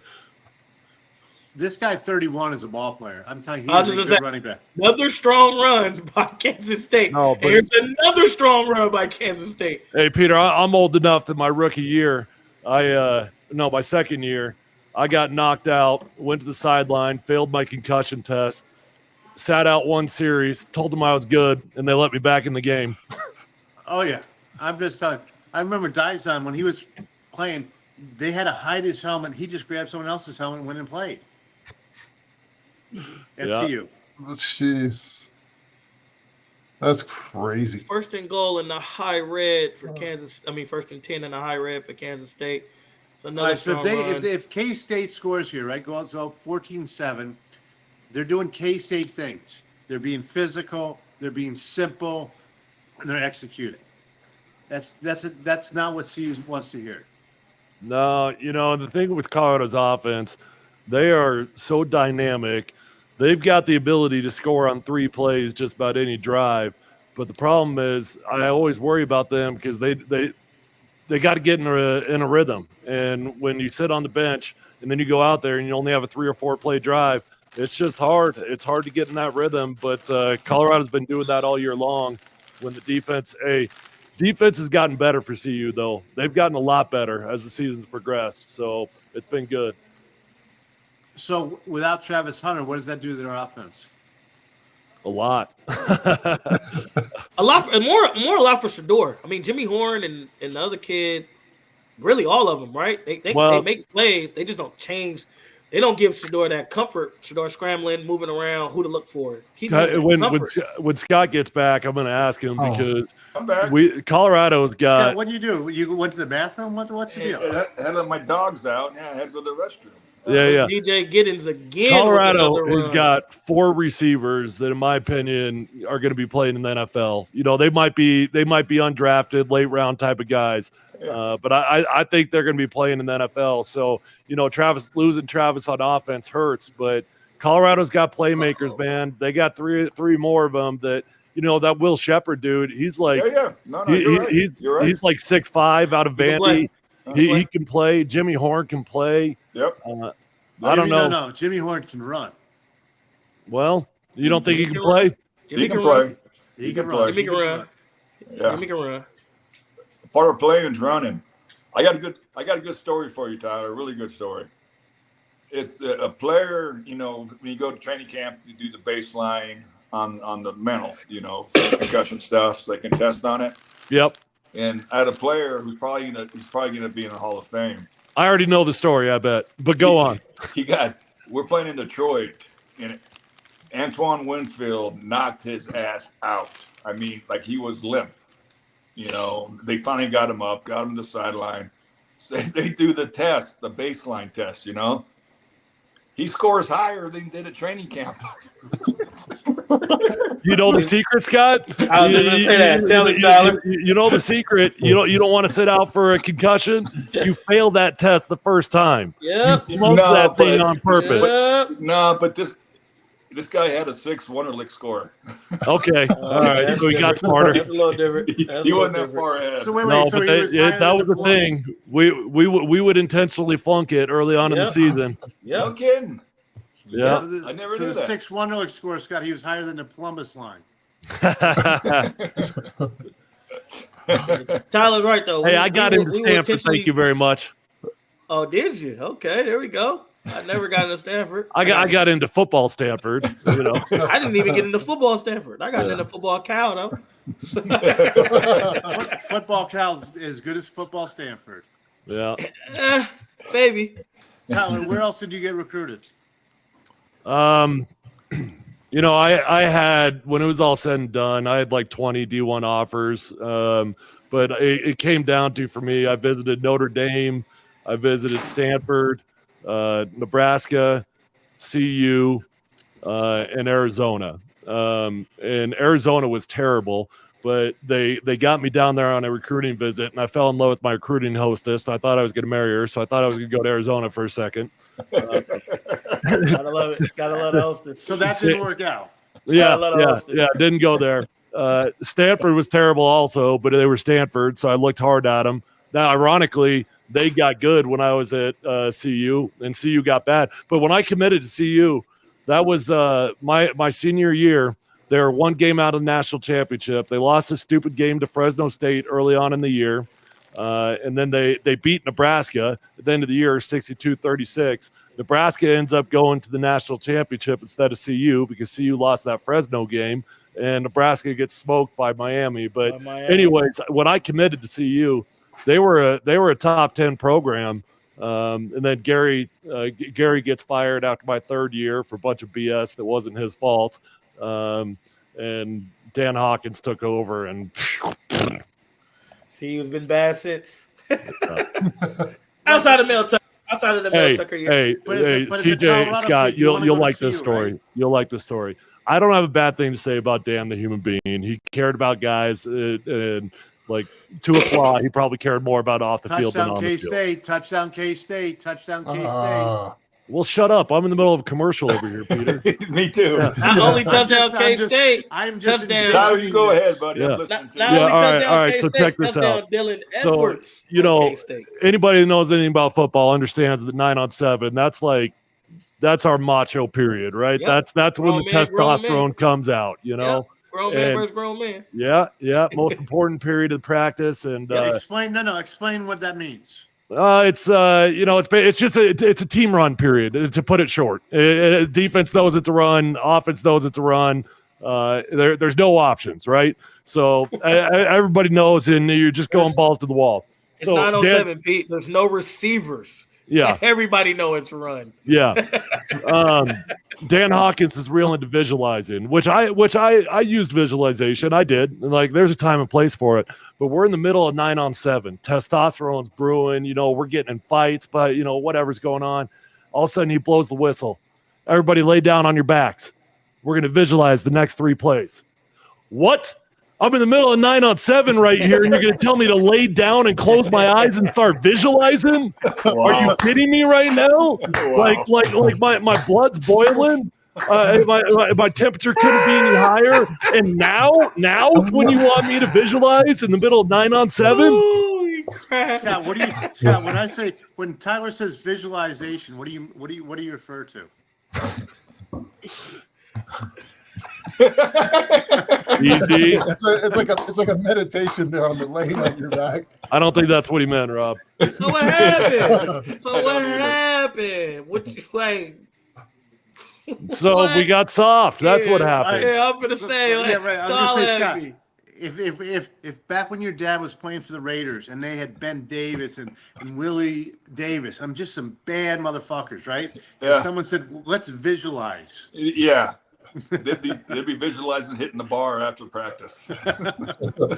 After they smoked a few cigarettes at halftime, right? Correct. That's right. Correct. 100%. Hey, it's good for your blood flow. You're a funny guy. Is this actually?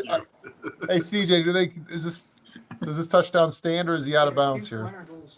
I think he was in, but I've seen refs blow more calls than anything. I saw, yeah. But he looked it in to me right there. So, obviously, this is huge for Dylan Edwards to score against the team he transferred from. Obviously, he was probably only one of the kids who left Colorado who didn't have anything bad to say about Colorado.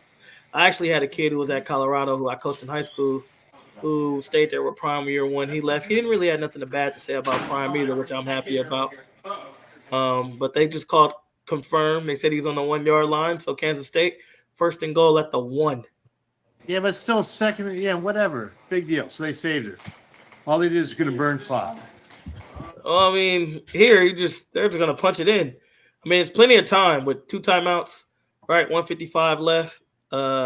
4 or whatever that would be. If Kansas State scores, you got to score. You still got to score. This is good for the defense. Defense always say, if we can play one more play, right? You always say that on defense.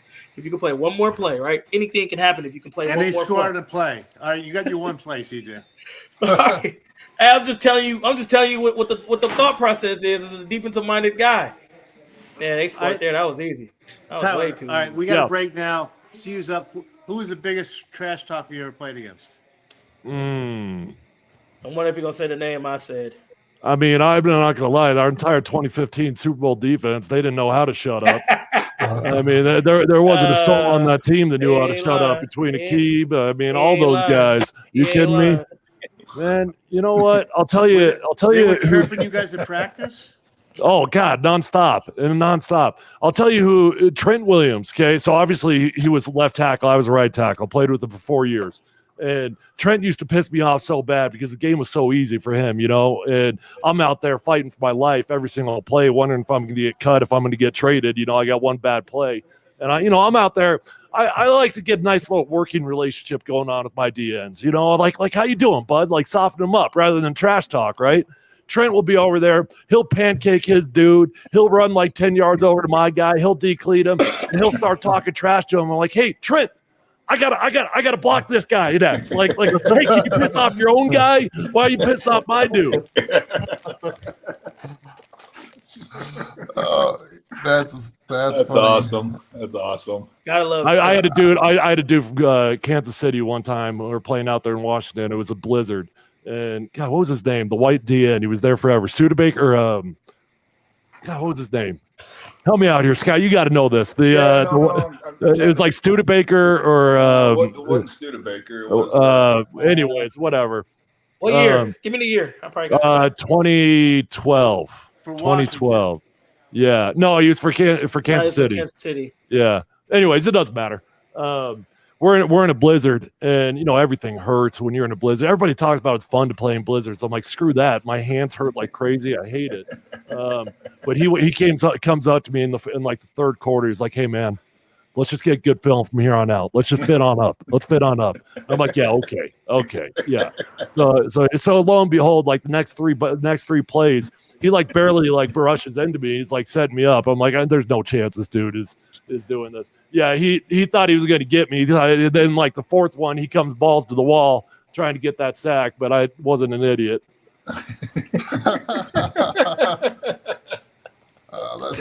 That's amazing. That was an interesting strategy, though. So Shedeur Sanders, everybody's got the C on their shirt. He's got an L. I don't get it. So they got leaders and dogs. Leaders and dogs. That's how Prime get it. They don't have captains. They got leaders and dogs. No, we got captains. Hey, what are you rolling your eyes at, Peter? You get a dog, you get a D. We got captains. Big That's play. What we have. Big play by CU right there. That's a good way to start the drive. Little mesh concept. Nice catch by Shepard. We just talked about the young kid. He makes a play. Shedeur makes a good read, get the ball out quick. You got to enjoy that right there. But, yeah, leaders and dogs. There's no captains, man. We got leaders and dogs. Oh, false start. What are you doing? What are we running? Can't do that. CJ, were you a leader or a dog? I was a dog, bro. I was not a leader. I tried to lead, but which is better, a leader or a dog? I think a dog is better because I'm gonna show up every day. A leader, cool. They all right, but I'm gonna show up every day. Who was if we did leaders and dogs in 2015? Who was it?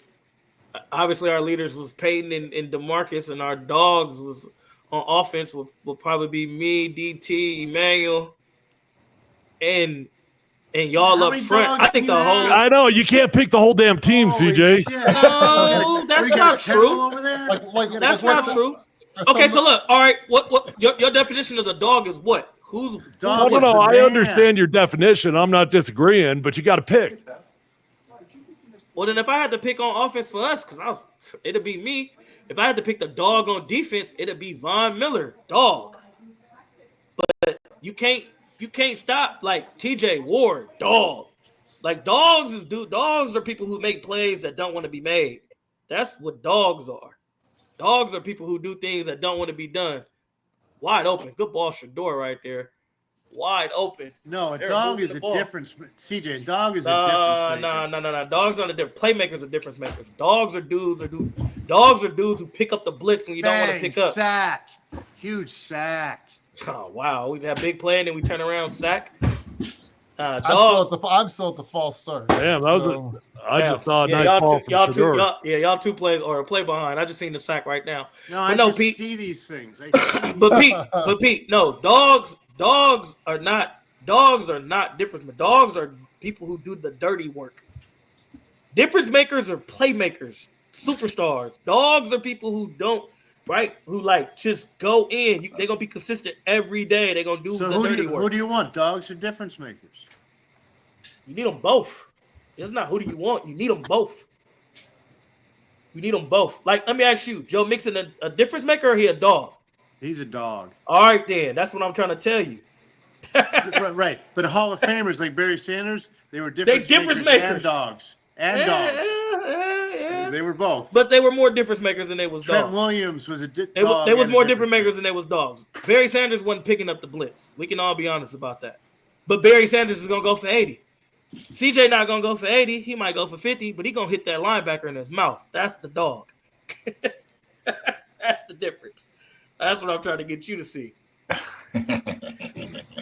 Dogs Anquan Bolden going in there, go get that safety and go dig him out because he a physical receiver. That's dog. T.O., difference maker. T.O. ain't going in there push cracking on no safety. That's all I'm trying to tell you. You need them both. All right, so see you. 46 seconds left, third down and a country mile. Yeah, 30 down and 21. That's sack. That's the next step for Shedeur, man. You know, he's got the arm, he's got the talent, but Scott was talking about earlier, play it on time.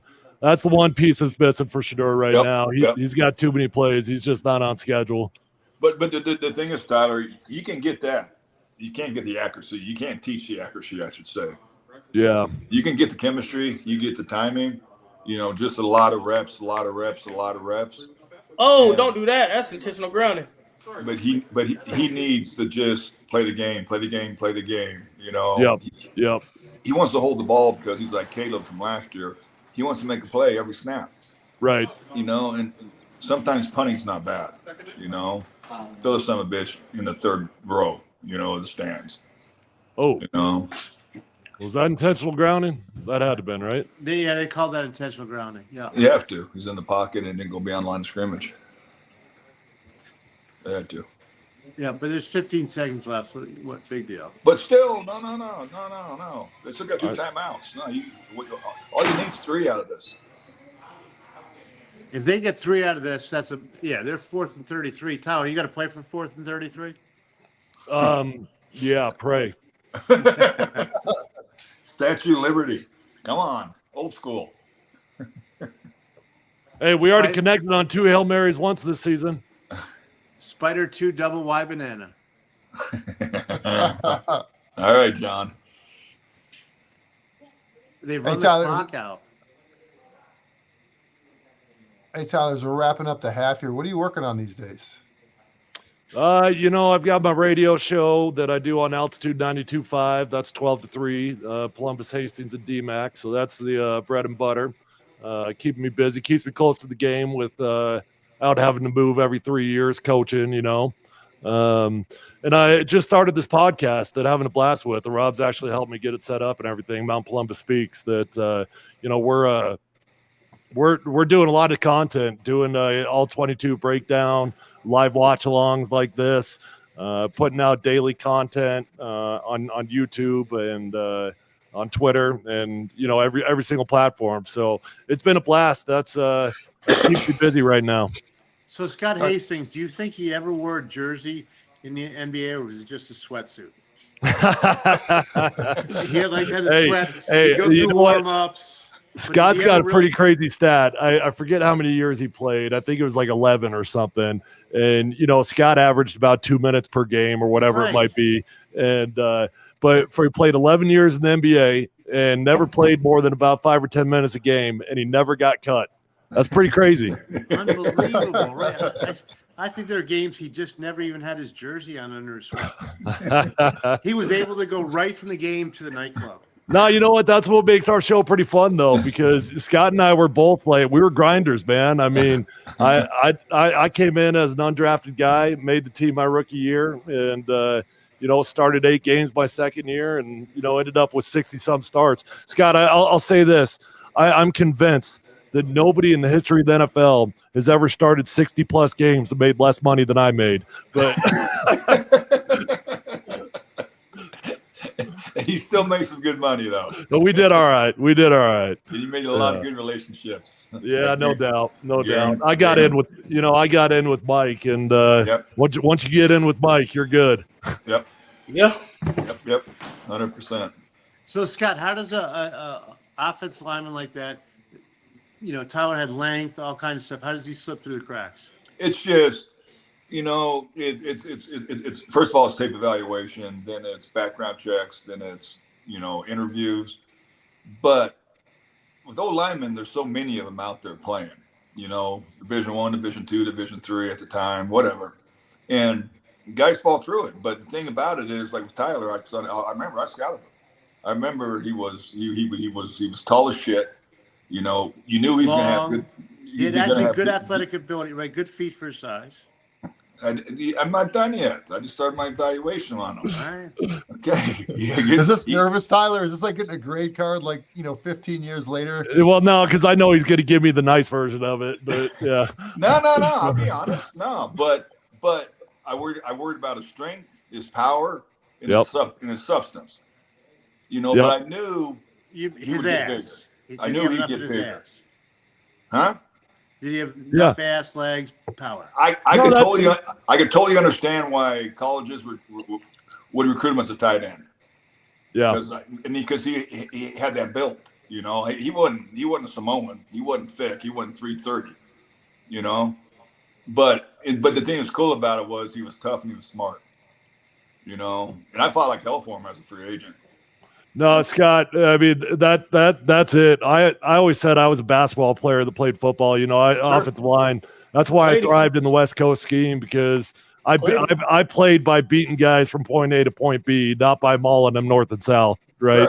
And you get me in the wrong system, and I'm not going to work out. But put me in the right system, and you were, I could fit. And you were big time. Remember Matt Lepsis, Peter? Oh yeah. That's the same kind of guy. He was supposed to get tight end. They moved to tackle. Yep. And you always for differences with Tyler. Tyler's already spoken more words today than Leps has spoken his entire career. That's all right. You know what though? But it's 6'8". You might think that that's a good thing. It's not. I was actually I was the tallest tackle in the league while I was playing. And there's a threshold that you want to be like kind of 6'4" to 6'6", right? 100%. But when you get to 6'8", hey man, scouting report on me was pretty simple. Run down my chest, bull rush me. Well, the thing is, you're well aware, Tyler. You got to be able to bend your knees. You got to be able to play with leverage. And not saying you couldn't, but being 6'8", that's tough when you're blocking a 6'2", 250-pound defensive end that's the little cat back, running around. It's a bitch for you. Yep. Tough. That's why I actually, this sound crazy, but I matched up better with guys like Von Miller than I would against the bigger, stronger guys, because I could dance with them. I could dance with Von, but if I get the big ass dudes that are running down my chest, that's when I struggle. No, it's tough. And the strength and power is huge, and those D linemen get paid too, and they know what they're supposed to do, and the coordinators know what they're going to try to do to you.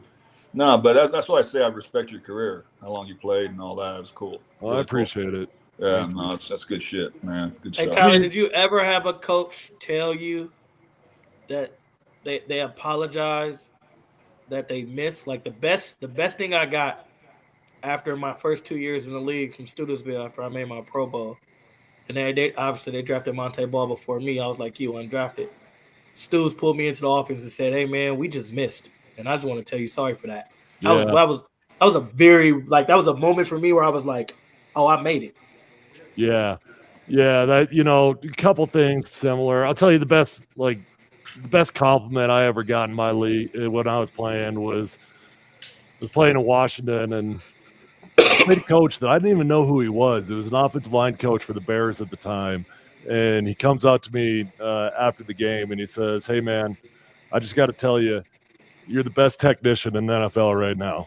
And he said he put up a clinic tape on me, and that's how I played, because Trent didn't have to get technique right. He was just a physical freak, but I had to thrive off of technique, and that's what I was. So, when that guy said that to me, I was a nobody at the time. I was filling in for Jamal Brown at right tackle, who was, like a $30 million a year guy. And all of a sudden I got a compliment like that, and that was pretty cool. Yeah, there's nothing better than being undrafted and grabbing compliments from peers around the league or from your own staff, your own coaches. I mean, me, Tyler, you seen, I was a grinder, bro. I'm going to go get 8, 9, and then I'm gonna give you 30, 40. But I'm just gonna go get it. That's how much. But you got to play with that chip on your shoulder when you undrafted, because there's GMs like Scott who recognize you later and they want to give you contracts. No, later. the problem with GMs like Scott is that they recognize our talent, but they understand we had the undrafted label on us, and so it doesn't matter what we do. Yep. It doesn't matter how well we play. We ain't getting paid because we got an undrafted label on us. So they sit there and act like, oh, we're so grateful for you, and then they stab us in the back and they won't give us any money. Easy. Wait, no, Scott. Hey, I'm just saying. Right. Scott, let's be honest. All right, so you're in training camp, Scott, right? And you got these free agents. At what point does someone come up and say, we got something here? And how does that work? Well, you have meetings every day with coaches as a staff, who had a good practice, who's understanding, who's retaining, who's not learning, who's getting better. So all that stuff plays into it. But it's not an exact science, first of all. You guys know that. Not even close. I've had undrafted guys that have gone to Pro Bowls, but still, when it comes down to the 53, the coaches play a lot into it. But sometimes their grade will play into what they gave them coming out in the draft or the draft before, the year before, whatever.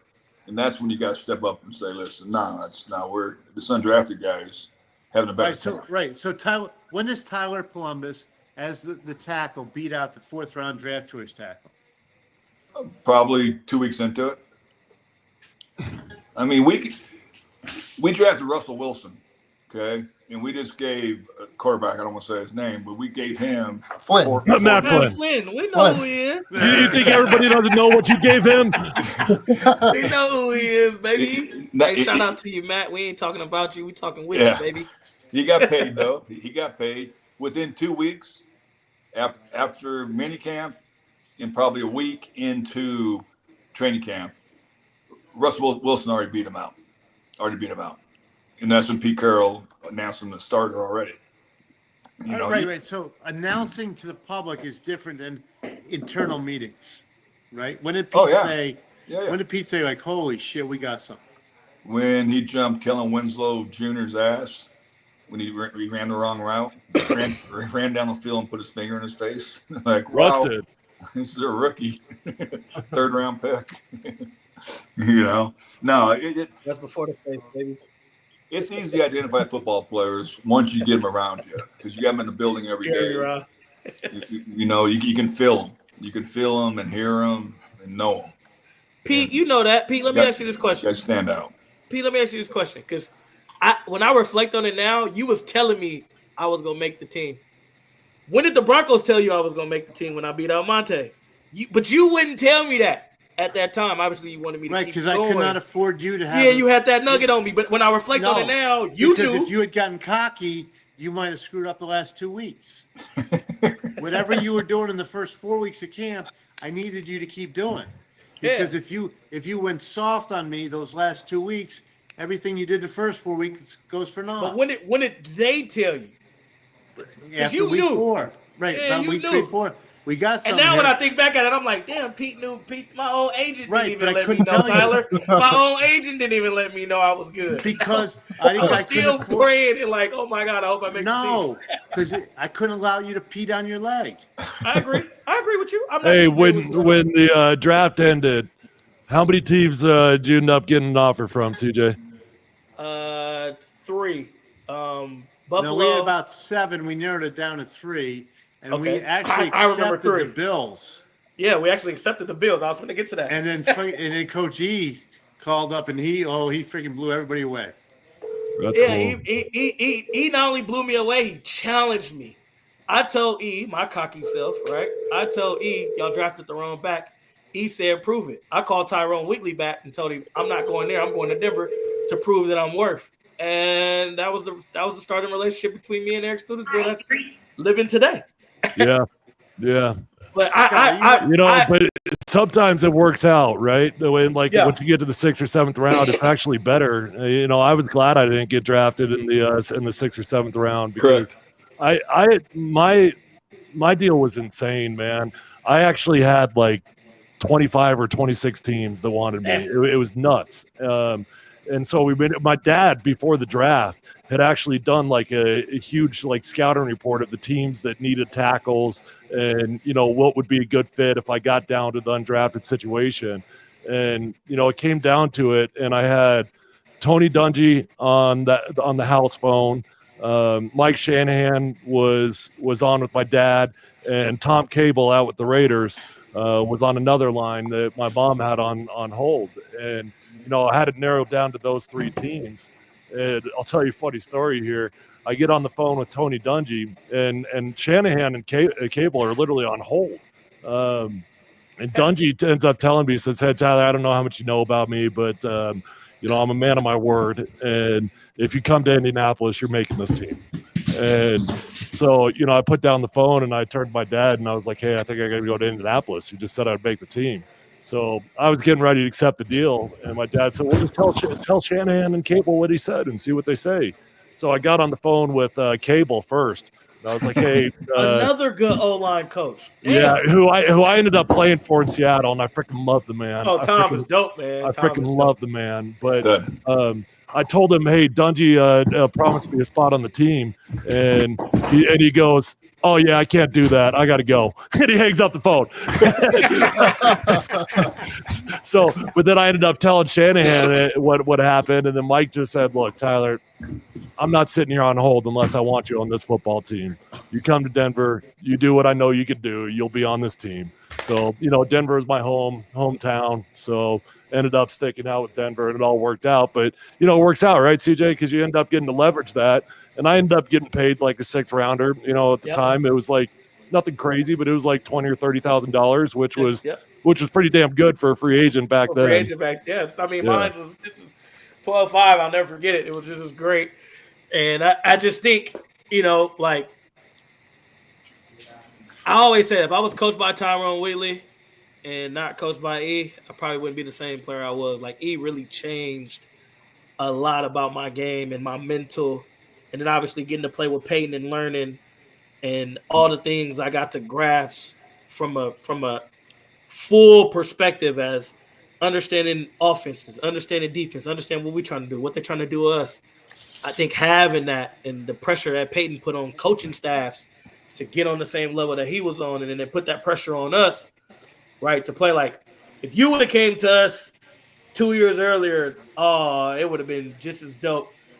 Right, because Peyton kind of was handcuffed when we got Coob, because Coob wanted a certain way.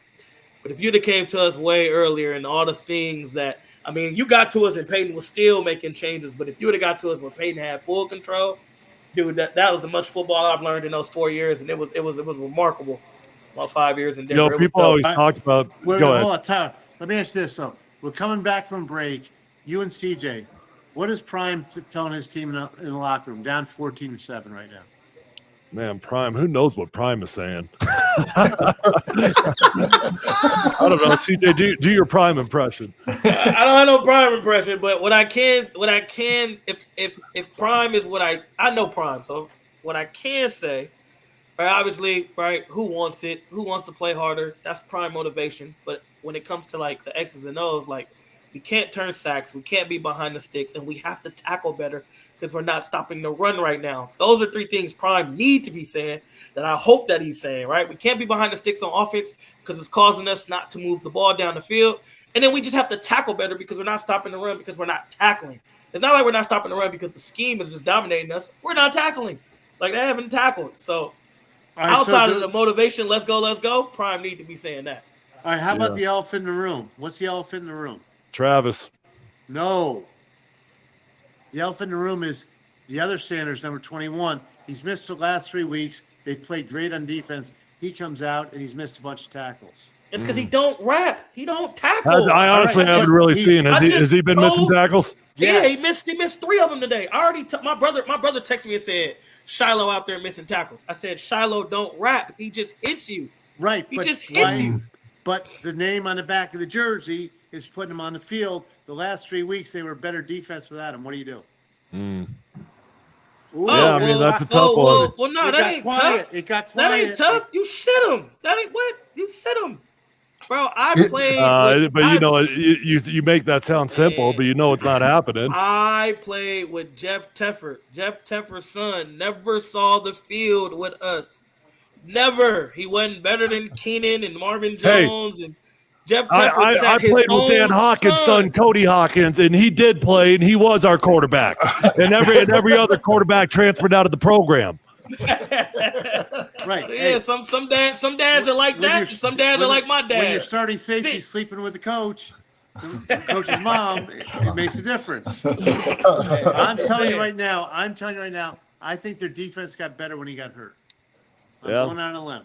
Well, the defense has definitely been improving, that's for sure. I don't know, but I mean, look, what's the score right now? What's the score? 14-7. Yeah. I mean, look, in college football, they only give up 14 points at halftime. We're kind of talking like the defense is trash out there. No. That's not bad. In college football, shoot.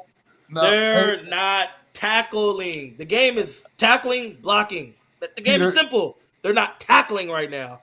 And Shiloh is a big part of that not tackling right now. Peter, I used to coach club basketball, and so right before the game, the guys are doing the layup lines. I'd go, you do the handshake with the other coach. It'd be like Tyler or something on the other side. Like, I'd always ask, like, "Hey, Tyler, which one's yours out there?" And he'd be like, "Oh, number 14 out there is mine." I'm like, "Oh, 14 looks great out there." And he's like, "Yeah, no, he's been working really hard this summer to get better." I'm like, "Oh, great." We get back to our pregame because it's club ball. You don't really have scouting reports. I go to my guys. I put my best defender. I go, "You're taking 14. Don't let him touch the ball." I go, we're going to send the coach and son home, in a fight about, who's getting, why their offense didn't work. Because, if it's the coach's kid out there, the ball's running through them in the game of basketball when you have a coach parent out there. I can't tell you how many times our players would come back after they would call timeout and be like, "How'd you know it was 14? We had to stop." I'm like, I coached a lot of basketball guys. I just could see it in the warm-up lines. Yeah, no, the difference is it's just, and I think Deion's, whatever, but I think that there's a difference. He's just not a tackler. Well, he wants to hit you. He wants the big hit. I mean, that's always been him. He's gonna rap. If he raps, he'll be a great tackler. If he just raps, he doesn't rap. Well, what he is, Pete? What he is, hands down, he's Scott, a striker. How many times we tell you, don't? It's Saturday night. No booty calls. Yeah, I mean, he called someone on speakerphone a little bit earlier. Definitely did. Right. He definitely did. His OnlyFans that keep calling him on Saturday. You're breaking the cardinal rule. I'm sorry, but what he is, he's a striker. He's not a rapper. He's got toughness. He gonna hit you. I ain't never said he gonna go in there too. He gonna go in there body first like Earl Thomas. Yep. The difference is he ain't Earl Thomas. That's the only difference. No, he's a striker. He just wants to blow you up. He doesn't have the mechanics and technique you have to be a good tackler. It's not lack of effort, desire. Oh no, he will strike. Yeah, but he just doesn't rap. He doesn't have the techniques you have to be a good tackler. And CJ nails it. And he knows it very well as a running back. The good tacklers are good tacklers. They'll get you down. It doesn't mean they're going to blow you up every time, but they'll get you down. Striker's going to hit you, and he's going to bounce off. Ron Landry. There's nothing like watching tape and knowing safeties who don't rap. Yep. Or even linebackers who don't rap. That are good players, but they don't rap. With guys like myself and Marshawn Lynch, Frank Gore, we're going to break a lot of tackles on them. We're going to make them not look good that day because they don't rap, and our balance is above average. Correct. Hey, CJ, Tyler talked about time he got basically knocked in the next week. You ever get knocked in the next week? Never got knocked in the next week. I had the one concussion that me and you argued over the phone. Who hit you hardest?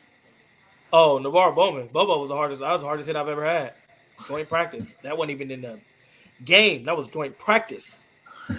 Not that same 907 period that Tyler was just talking about. Bobo came in. I'll call him Bobo. Navarro came in unblocked, and I was welcome up. That was my second year in the league too. What's up? How you doing? My name is Navarro. we're the stout Niners defense. So that was I felt that one. Tyler, any defense lineman you're like, wow, I don't like playing against this guy. What's funny about that? I feel like I always played pretty well against the top guys, and there'd always be some no-namer that would get me. Like I'll never forget my second year in the NFL. Man, I was going up against some top flight guys, and then I go up against 50-year-old Greg Ellis, who can barely move, but he's got these freaking ninja hands, and God bless it, did that dude give it to me. But Jason Babin was a dude that I just did not match up with. Jason was a guy that like effort guy, try hard guy. Yeah, hell yeah, man. Super when I was playing out in Philly. Think about this when I was playing in Washington, think about this for a second. So the division was Jason Pierre-Paul, Justin Tuck, Osi Manura with the Giants. It was DeMarcus Ware and Spencer with the Cowboys, right? And then it was Trent Cole and Jason Babin with the Eagles. Every team had 2 Pro Bowl pass rushers. It was insane. And Babin was the one, man. He would come out in this like frog stance on all fours. He'd get super low. He knew that I was super tall. And man, he'd give me, he was kind of the pre-Von Miller ghost move where he'd give me that low shoulder. And I would just miss that sucker.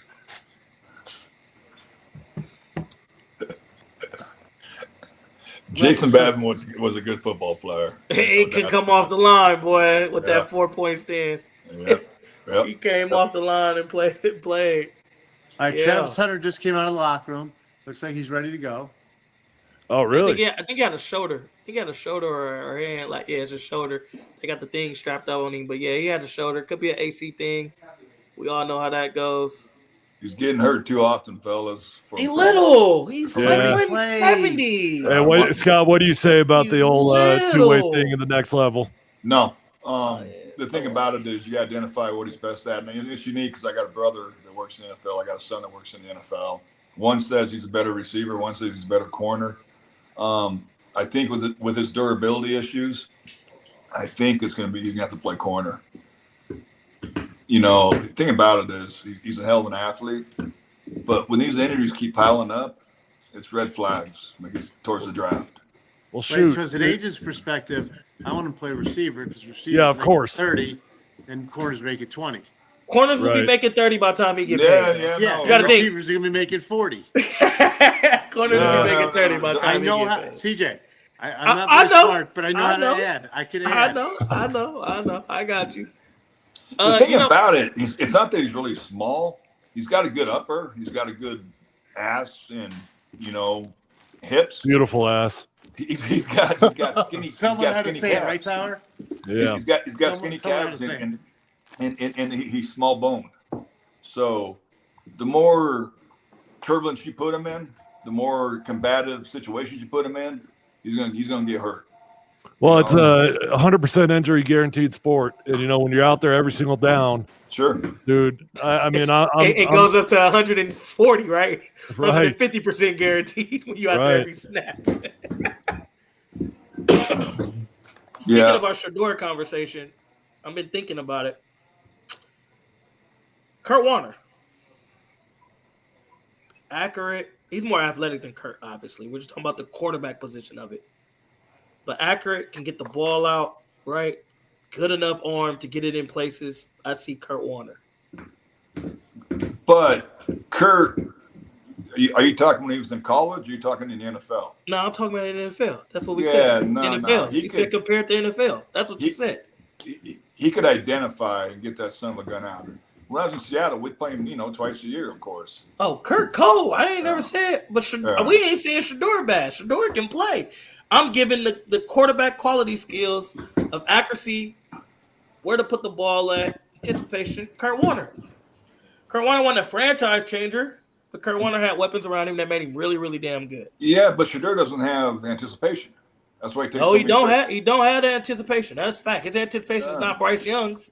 That's truth. That's very important. Very, very important. Now you can improve that. Yeah, you can work on anticipation. That's something you can actually work on. Yes, 100%. Just like getting the ball out, you can work on that. The thing about him, when it's all said and done, he's going to have a good year. CU's going to have a solid year. They're going to go to a bowl game, guaranteed. It'd be top. He'll be a top 5 pick. Probably. Yep. Yeah, he'll be a top 5 pick. But I was just thinking, like, what quarterback would be out of all the quarterbacks I'm thinking. Now, obviously, I didn't go back too far. I didn't see Warren Moon, and I didn't see I saw a little bit of Cunningham. Yeah. He's not Randall Cunningham. But he not none of them. He'd be more. He'd be. Yeah. Doug Williams. What about McNabb? Nah, McNabb had arm. McNabb arm strength was crazy. Durham's got arm though. McNabb arm strength is like from sideline to hash or opposite hash. What they talk. No, he's different. He's a big dude. What about McNair? I said McNair too. I said McNair first too. Before I said Kurt Warner, I said Steve McNair too. I didn't think Steve McNair arm strength was amazing. Oh, good pass over there by good old Kansas State. Kirk Cousins? Avery Johnson's down. His arm strength is better than Kurt's though. His arm strength better now than Kurt's. Hey boys, I'm gonna jump off here, but appreciate you guys having me on, and I'm happy to jump on anytime with you guys. That was a blast. Nah, thanks, T. Love it. Thank you so much. Great. You take care, Tyler. Good talking for sure, to you, buddy. Scott. Great to get to know you here a little bit. We'll chat again. Yep, definitely. But Steve McNair is another good one. That's Scott, a good one too. Yeah. This is your oblique injury right here. Yeah. The quarterback pad don't go down low enough. I'll be right back. I'm gonna grab me a snack. And I get in trouble for going to the bathroom. You guys don't give him credit for getting a snack. Oh, we'll give it to him when he comes back. He left too he's quick. going to the bathroom, but he said he lied to us about the snack. You tell us that's a non-contact oblique. It blows my mind. I don't get it. Maybe he went to that Mexican place in Boulder before the game. It's a late start. Or the Mexican place in Denver that Peter used to owe. Oh yeah, maybe they went to Casa Bonita before the game. Do you have any rituals, Scott? I know we've talked a little bit about like certain routines, like because you're a baseball guy turned into an NFL guy. Like, are there certain things you're like, oh, we're in this town, I got to do this because last time we won. When I went here. And you know what? No, not really. Yeah. I wasn't very superstitious. I didn't matter what kind of suit I wore, what color tie I wore. I just did whatever. But there are people, especially in baseball, that are that way. They'll put the left sock on first, the right sock on second. I'm like, well, why? They're like, well, that's just when I play well. I'm like, well, cool. Keep doing it. Well. What's the go-to snack for a late night football game? Oh boy, Oreos. I had Oreos earlier today. Shocking. Barbecue legs. Though I had a roll Oreos earlier today. And what I was going to ask y'all though, what I do love, the backup quarterback comes in. They show like where he's from. What I love about college football is all these different little cities I've never heard of. Where is Orange, New Jersey? I know you three know. Orange, New Jersey that's where Mike Adams is from. Okay. That's where Sam Seal's from. Wow, I didn't know that either. Oh, yeah, it's the hood now. Oh, it's the hood. Yeah, it's not good. Hey, the backup quarterback for Kansas State is from Orange, New Jersey. That's the I was hood. Like, I'm looking at it going, what is Orange, New Jersey? Guarantee you, you're right. SOB. You're right. Sam just goes in and throws his shoulder at the running back to try to knock him down instead of wrap him up. Like at least on the play, I'm 2 minutes behind on you guys. Yeah, just can't do it. You got to tackle. Yeah. I'll tell you what, CJ, that there's a good chance if you're from Orange, you're not a white guy. No. There's just no saying. Chance. Just saying. I love it. Hey, CJ, when you're an OC and you're seeing someone like Sanders out there just, throwing shoulder tackles instead of wrapping guys up, how long do you just keep going at him until you keep running the ball in that direction? You just keep finding ways to get balls in the space around him. It ain't just running the ball. It's catching the ball anywhere we can get in space around him. And I'm telling my guys, this guy's not going to wrap you. He's not going to wrap you. All right? Brace yourself for contact. Let's break the tackle and keep moving. That's what you try to do. Continue to put them around. Continue to put that around. Because, it seems like they keep going in there. All right, so CJ, right now, CU knows it's not going deep. So what kind of defense are you in? You know they're throwing underneath. A defense I'm not a fan of, but cover two. Everything's underneath. We can play everything underneath. We know you're not going to, even though we're giving up some open space downfield, you're not going to do it. Cover 3 can do it too, but not as good as cover 2. Or you play man to man and make you play man to man and make it tight. Hey, the shoulder. I respect Emmitt Smith. You talked about Emmitt Smith the last week. Emmitt Smith playing with the shoulder, 175, 3 touchdowns. Like Emmitt Smith playing with that shoulder at running back, correct, is like beast. Oh. And he did that, I think, in the NFC Championship game. That's a big third down catch right there. That's huge. Good route, good ball, good catch. But Travis got that shoulder. That shoulder you need. That's a great route. Oh my goodness, what a route! I'm still a play behind Scott. I don't know where you're at. I'm with you. I'm behind him too. I'm at 10:30 in the game right now. Yeah, we a minute ahead of you. I'm at 9:56. I'm 20 seconds ahead of you. I'm about where I'm Pete like 3 seconds ahead of me though. I'm always ahead of you. So what's your go-to food for a football game? If you're watching the game at home, what are you putting on the plate? To be honest, it's food have to be cooked. I don't even. If it ain't nothing cooked, I'll watch the game with nothing until I get hungry to go grab a snack. If I'm being honest. If I'm at Pete's house though, Pete for sure. Allison is for sure bringing the snacks. And she's going heavy too. Or Gavin, one or two. Or Gavin, yeah, Gavin gonna cook it up. Chicken parm, Gavin gonna cook it up for sure. Pete house is the house. If you want to watch the game, Pete house is the house where to go to. You're gonna get fed well. Talk football, you got all your little TV screens, but you're gonna get fed well. That's good to know. And you're gonna have a good drink, because Pete gonna have a drink with you, right, Pete? I have no idea what you're talking about. Yeah, just a Coke, Peter. Just a Pepsi or a Coke. The quarterback's coming back out. K-State quarterback coming back out. He got the Casa Bonita out of him there real quick. He hurt his oblique throwing the football. 31 being 31. He hurt his oblique throwing the football. I don't even know how that happens. Back in the day, CJ, you guys didn't get hurt. You just didn't. Now, I understand an ACL. I understand a separated shoulder. But stuff like that. Yeah, that right there, we never got You never saw that, ever. Well, I will tell you this. I learned this in my jumping into college coaching. So Mike Blasquez, I should be holding. I don't know why they didn't call that holding there. 31, you got to trust your speed. Go to the pylon, and there goes Shiloh rapping. So Shiloh rap there. But what I was going to say, when I got back to Cal, Mike Blasquez was still a part of the strength and conditioning program. Yeah. Who was a part of the strength and conditioning program when I was there. Yep. First down K-State. On 3rd and 3, they run power and get the first down. 31, a good little back. He's a good little back. No, he's got talent. I asked Mike why they don't like certain lifts. Like I remember doing crazy power cleans and hand cleans. Yep. Right, and towel hangs, and we were doing a bunch of things that work on strip, and we were conditioning like crazy, 110s, like full gassers, running heels. Yep. And I asked Mike, why doesn't he do that no more? And he said, like the NCAA like turned that down. So I think a lot of these kids get hurt because they don't get that time in the weight room and that time in conditioning. Really? That we used to have when I was there. Yeah, this was back in 2020, 2021 when he was telling me this. He was like, the NCAA has kind of changed the rules. I can't run them the way I used to run them. I can't lift you guys the way I used to lift you guys.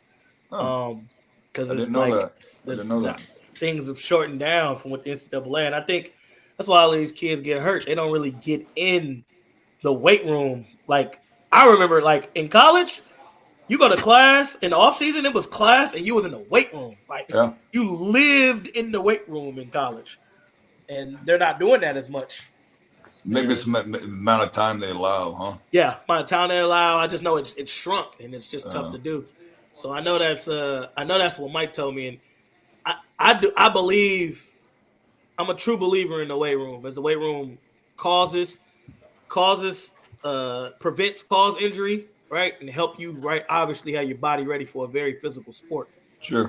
Right. The weight room is for all positions that deal with contact, probably outside of the quarterback, and maybe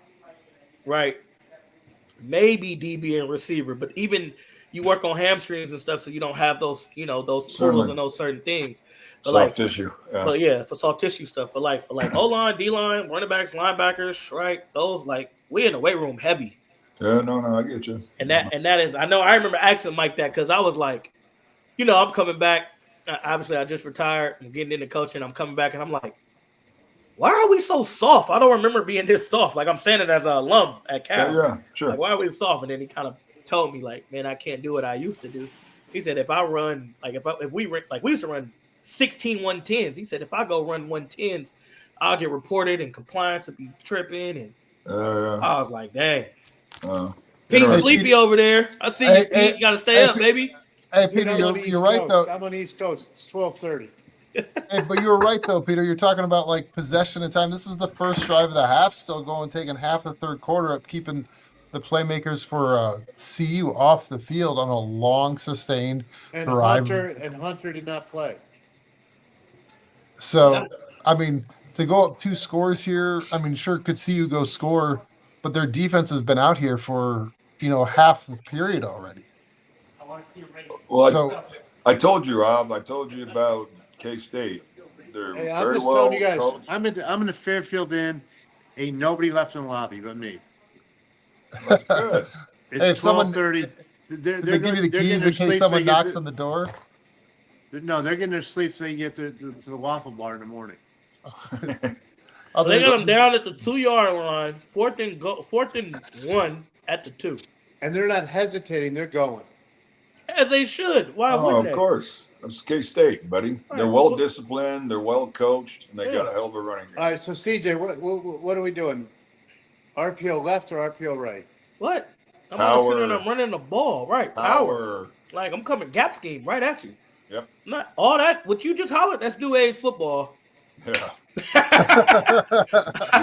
we don't like that. Me and CJ don't like that. Yeah, I'm letting the O-line know, letting the running back know, letting the fullback know. Hey, everybody execute their job. Move these dudes for 1 yard. Yep. Peter, I'm just a fan if it works. No touchdown, but first down. By a foot. How'd they get I thought it was. He fell over top of him. Gotta love it. That's why you run the ball, Pete, because of that. That's physical running right there. Right. So now you got 4 downs left. Just do it again. Yeah, correct. That's it. Yeah. Correct. Not what you just said. RPO left. That's what Sarkisian would do. RPO left. RPO. Nah, Stark might run the ball too. We're gonna run the football. We're gonna run the football. I'm all in. Now I get why Seattle didn't run the ball on the one in the Super Bowl. I understand it personnel wise. Why? Oh, y'all can't. Why do you understand that? Because y'all should have called timeout, but y'all came out in 11, and we had a timeout. Marshawn just ran for 7. We're on the 2. He ran for 9. Yeah, he ran for like 8 or 9. But no, what I'm saying is, y'all came out in 11 personnel, and they came out in goal line. Y'all didn't have enough to block. Call timeout to get the goal line in. Russ had 2 plays called from Pete, a run or a pass, and he walked to the line of scrimmage. Of course, who are you gonna give it to? Beast mode. Why wouldn't you? But I'm telling you why he audibled the pass. Do you know why? Because I know exactly why. I can't say because we're touchdown K-State, touchdown national stuff. Okay, so obviously you have the whole good play right there. Obviously you have the whole MVP thing and those things. I get that, but I'm actually I'm telling you what's being told because I asked Daryl Bevel this question, so I'm telling you what's being told from coach to player. I know when y'all came out in 11, y'all got 1 tight end, 3 receivers. Yep. They came out in goal line. Y'all don't have enough in the box to block it. That's why he audible. It should have been called timeout. It doesn't matter with him. Marshawn was rolling. You give him the ball, he's scoring. I promise you, he is scoring. Y'all wouldn't have had enough to block. I'm not saying he wouldn't have scored. Y'all would have been outnumbered on the block. Yeah, that's all right though. Yeah, all I'm saying is call timeout if you want to run the football. Bring in y'all big people against their big people and run the football. That's all I'm trying to say. The run play was called, and we didn't need big people in there. It was set up perfect, and that defense was wore out. Hey, speaking of tough times and tough calls, we got Greg Hilly throwing a comment in here. Tough times for Peter. Everybody see Peter nodding off. Tough times for Peter at the Comfort Inn. Hey, CJ, he's an old guy. Yeah. Hey, don't say Greg. That's Greg who saw it, not me. Greg saw it. You're getting called out there, Peter. Hey, it says, Peter, time for a complimentary beverage. I'm going down like a Jersey girl right now. Hey, I know this. Wait, I give the ball to Marshawn on the one, but we coming out goal line versus goal line. What's that? Scott, check this out. Look at that. Goose Gossage bourbon. Wow. What do you have that for? My high school buddy owns a liquor store. Dropped me off Goose Gossage bourbon. Pete love bourbon now. Is that a big thing out there, Goose Gossage? I don't know. Goose Gossage bourbon. Huh. That looks baseball player. Looks smooth. He's a damn good pitcher. Damn good relief pitcher. That looks smooth, Pete. Goose. Oh, there's not enough O's in it. Smooth for that. Goose Gossage bourbon. Wow. For all the listeners out there, if you ever want bourbon, holler at Peter Schaefer. He is the bourbon master. There's not a bourbon that I don't know because of Pete. I was introduced to bourbon because of Pete. Not cognac, not whiskey, bourbon. For the record, my favorite bourbon, free. What are you gonna do with it? I don't know. You ain't gonna drink it. I know that. You'll bring it home and put it next to the Wofford. No, I can't. I can't bring it home. I'm carrying on. I was gonna say, how you bring it home? We're heading to how's that bourbon pair with a waffle? Maybe you can put it on top of the waffle, Peter. It's a different time of the day, Rob. It's a different time of the day. Bourbon's night, waffles morning. I separate. Okay. Keep it kosher. Got it. But I like what it is. It is Yom Kippur, Rob. It is Yom Kippur. Yeah, it is. I like what Scott just said. Use it as your syrup. Yeah. Put it on top of the waffle. Mix it with some butter in there. Yeah. As my grandpa said, you can't drink all day unless you start in the morning. Back in the day, I know that feeling. Keep that in mind. Times have changed. How about Iowa State? How good is Iowa State? They're undefeated. We'll see. Yeah.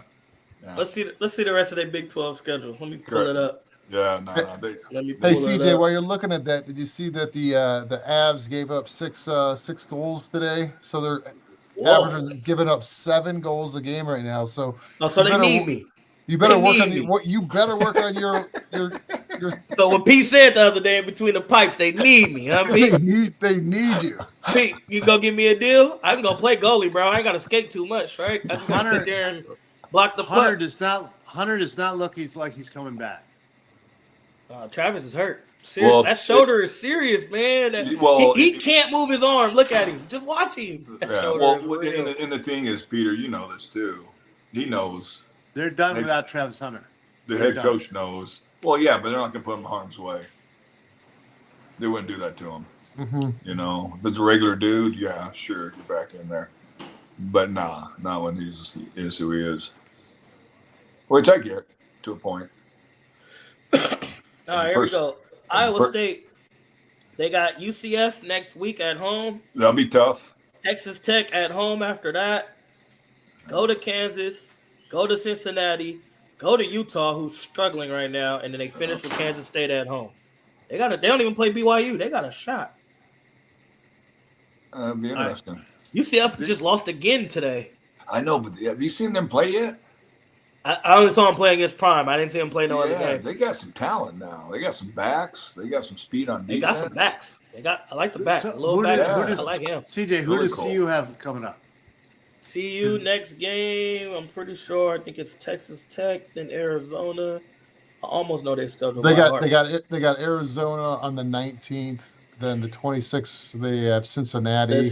I love Cincinnati, but thankfully it's here in Boulder. Yeah, they got Arizona, Cincinnati, Texas Tech, Utah at home, Kansas, and then Oklahoma State at home, which we all know Oklahoma State is also not playing well either. Not at all.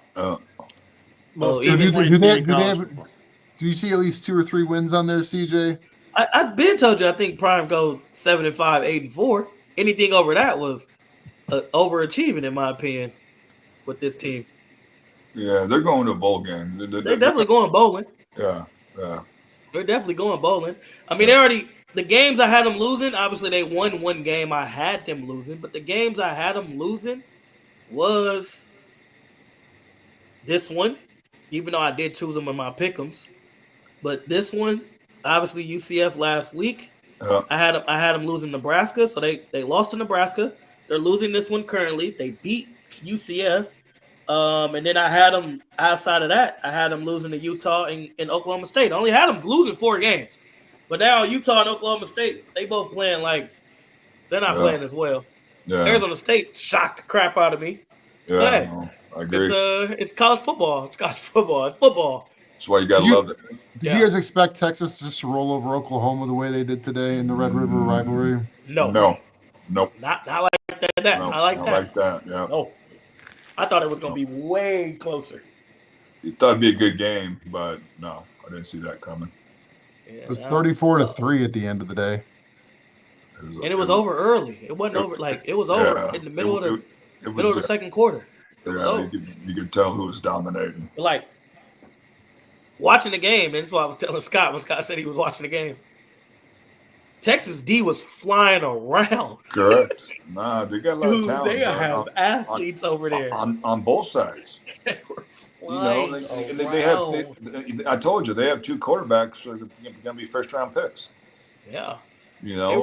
Different years, but they're still going to be first-round picks. They were flying around, Rob. Like I'm talking that speed. I don't even think Oklahoma was ready for that type of team speed. That team speed is real. Is there anyone that can legitimately beat Texas, or are they just going to be the odds-on favorite? They play Georgia next week.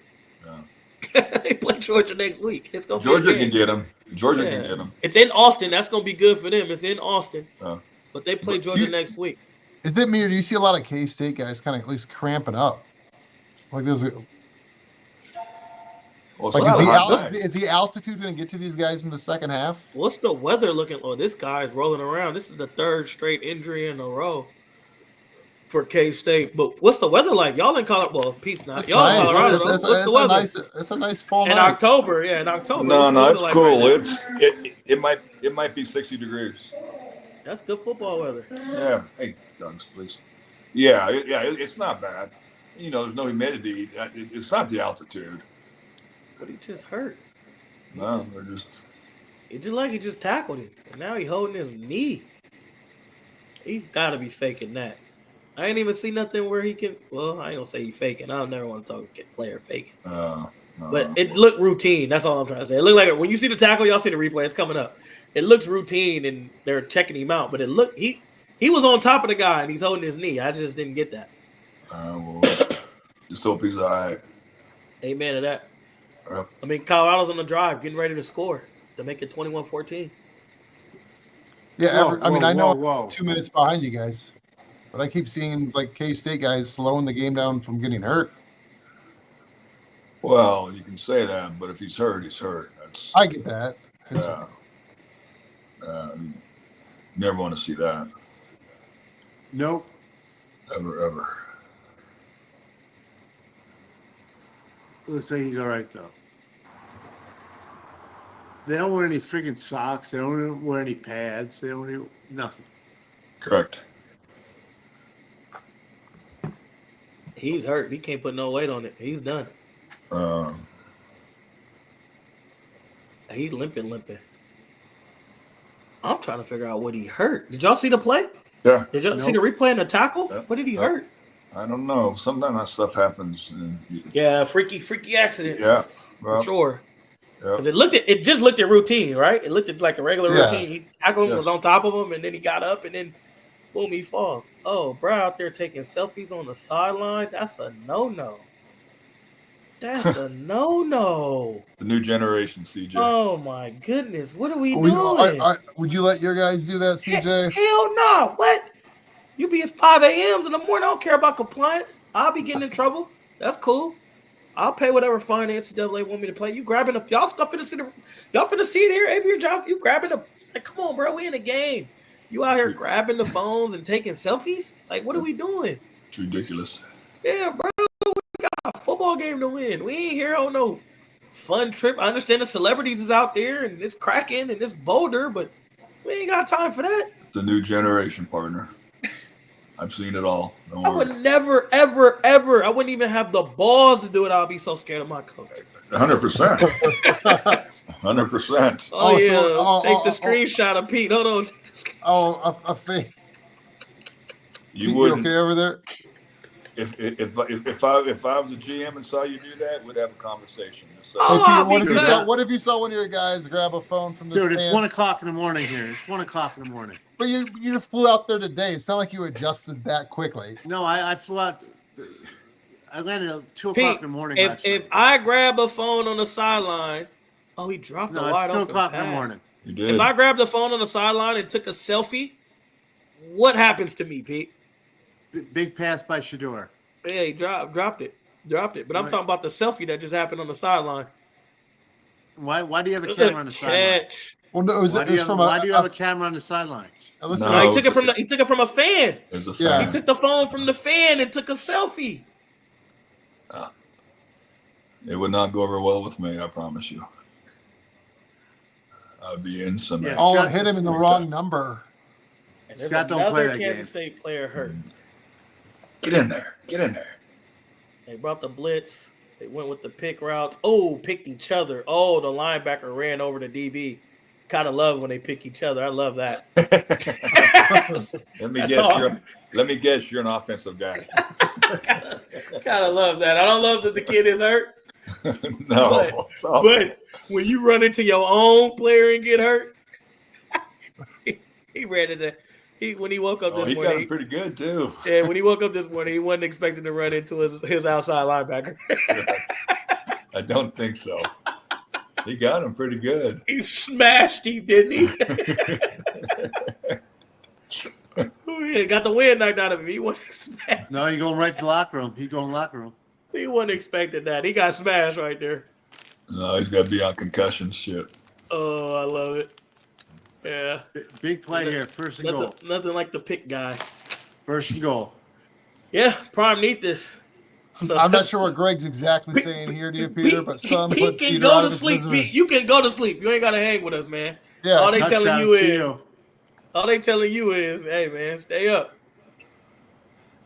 You said jumping jacks or something instead of with the Twizzlers. Good play call. I'm on Twizzler. Touchdown, CU, keeping it in. So do you guys have to hide the Halloween candy in your house before Halloween and make sure there's still candy for Halloween? My wife and I just had this conversation today.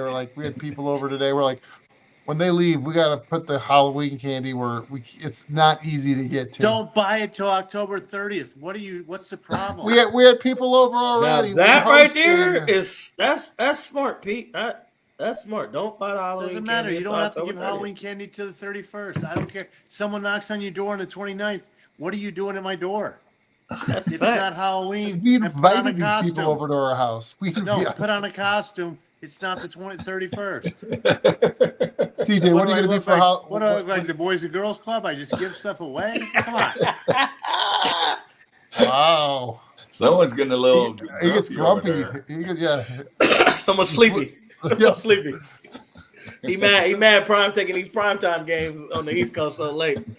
She had this game earlier in the day. I heard Prime was upset with the start time of this game too before even got delayed. It is weird. 8:15 Mountain. We don't even do that in the NFL. We're gonna kick off at 6:30. Yeah. For the 8:30 primetime on the East Coast. We're not gonna kick off that late. I heard they started so late because a lot of these kids had exams and papers to turn in before the game, so they just pushed they had to get their schoolwork done before kickoff. That's no way that happened because Cal had midterms during. Obviously, I'm a student. Cal had midterms during the Miami game, and you think they cared? We're a little bit more academia than Colorado. Y'all out there in Cal in the land of the fruits and the nuts, so it doesn't matter. Hey, a lot of those people are running the world right now.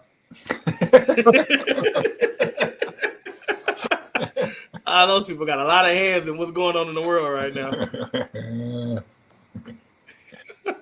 Too funny. So Scott, when you see a guy like Shepard there just drop the ball like on the pass before while they're working their way into the end zone, Yep. he does catch the touchdown pass. Yep. Eventually, like when you're evaluating that as an NFL prospect, what do you see? And obviously dropped it, but he did make the next play. Well, it's the sum of the parts. I always talk about it. It's not one play. It's multiple plays. And the thing that nowadays with technology with receivers, you can just have targets. So you can see catches, drops, and you start identifying certain traits. Are they body catchers? Are they hand catchers? Can they catch outside their frame? Do they have hard hands, soft hands? You can start seeing that stuff pretty quick. And you can identify, but, they're all going to have drops. There's no doubt about it. It's part of the business. Well, wait. Why are drops part of the business? Let's go. You're supposed to. Well, I hear you. You're supposed to receive. Don't worry. I paid receivers and drafted receivers very high, and they have drops. I'm like, why you? And one of the best receivers of all time has suspect hands. Who? Terrell Owens. Correct. Are you finna tell me T.O. is not one of the top receivers to ever play the game in our game? Pete, go to sleep. You sleepy. I was asleep. You woke me up. T.O. was really good. You don't think T.O. is a top 5 receiver in our game today? No. Really not good. Top 5. So name me 5 receivers better than Terrell. Sorry. Jerry Rice. Right. Yep. I gave you that one. What about Marvin Anderson? Don Maynard. Who was Don Maynard? Wow. My dad covered him. That's back in the day. Oh my goodness. You got at least 3 for sure. But T.O. for sure find that somewhere in that 5. Scott, do you see when you're evaluating wide receivers, kind of like with Polumbus with tackles or offensive linemen, there's so many of them. Correct. Not only the difficult in evaluating, but is the drop off for the cost of a first or second round? You kind of go, we can get him in the third or late second or third easier than wasting a high draft pick. I'm talking about wide receivers. 100%. 100%. As a matter of fact, I've taken 2 wide receivers in my career in the first round. One panned out, one didn't. Really? What 2 did you take? I took Michael Crabtree. Oh, Crab was cold. Yeah. Yeah. I like no. Good hands. He panned out. But then I took Josh Doxson at Texas Tech. I mean, you took TCU. TCU. Yeah. Yeah. No, I took him in the first, and I was with Washington. He wasn't bad either, though. But he didn't pan out. But he wasn't. But he wasn't bad in college. Let me say that. He was worthy of the pick. Let me say that. He had 24 touchdowns as a senior. Yeah, he was balling big time, competitive, going up and getting it. Yeah, going up and get it. Aggressive. Yeah, can run. He got to us. He didn't want to play. And you can't. That's. I hate that. You can't control that part. That lands on you. That's what's hard. That's why you got to figure out the. Oh, Shiloh just got shook something nasty. Oh, what a run! Wait till y'all see this Shank 31 got moves, boy. Ooh. He got John Lynch by Barry Sanders. He just came just on his knees. He got John Lynch by Barry Sanders. Oh, look at this move. Shiloh, what are you doing there? Don't pray to the Lord. We playing football. You're not in church. Oh, that was lovely. I'm sorry. As a good running back, I love seeing that. I know y'all saw that. He's on his knees praying to the Lord. I love it.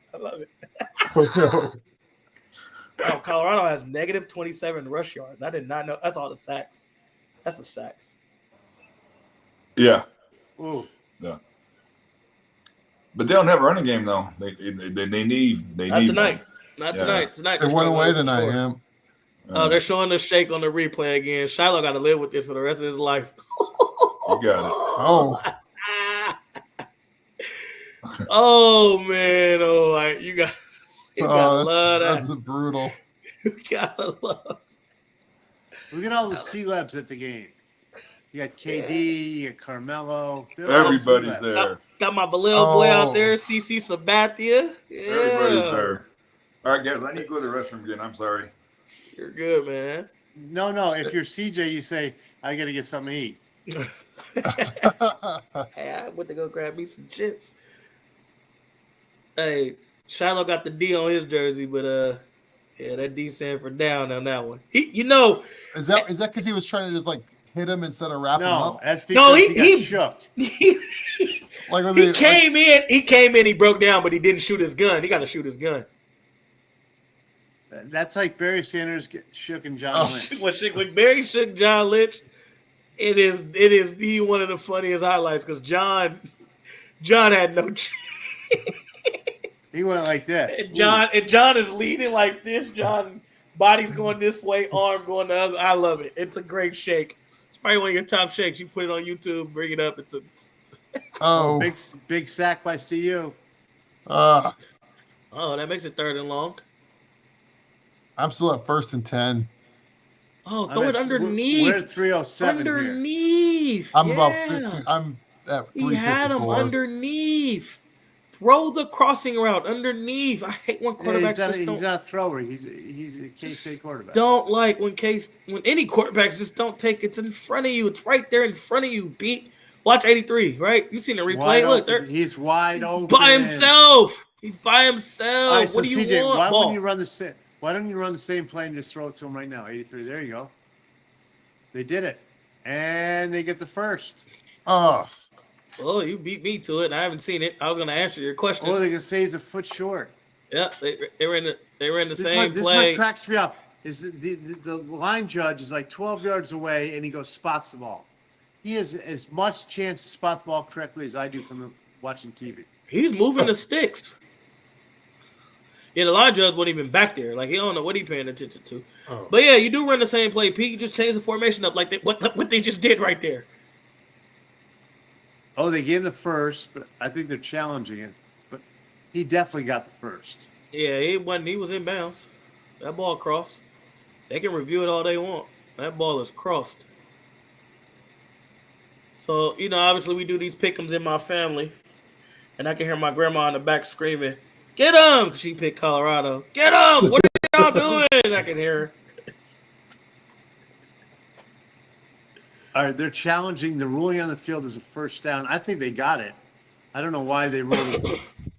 Whoever's upstairs talking to Prime on the TVs should not be upstairs talking to Prime on the TVs. I think the left hand, the ball was in the left hand, which was behind him when he went down. So it's where the ball is. Yeah, but if that's the only camera angle, they won't be able to show it right here. No. I just finally saw it the first time, and that's why it's like this. It looked like it could have been short or possible. If they have another camera angle, they're good. If that's it, then they're not going to be able to change it. Who wears 0 in football? Come on. His hand. First of all, you do see Scott, the line. The line and where the marker is not even lined CJ, up. for you to say that about Scott when he was gone is just wrong. That's unreal, CJ. You see how, hey, Scott, Jeez, I just want to tell you one thing, Scott. It's how slavery started. The white people ganged up on the black guy.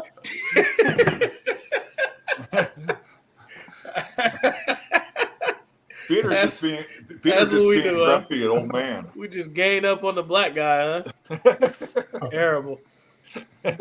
So the line is not even where the marker is. Where Peter's saying that should be a first down. Like, it should be first down. Yeah. Prime's calling it for it. Prime's giving him this.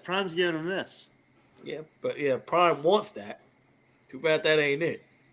Is he visualizing that? Is that what he's doing? You know what? He might be short, guys, because his hand's down. Yeah, but the ball's at the marker. He might be short. They're giving him the first down. They're giving him the first. Yeah, they gave him the first. Prime went like this, though. I mean, I don't know why they didn't listen to Prime. Like, clearly, the ref should have.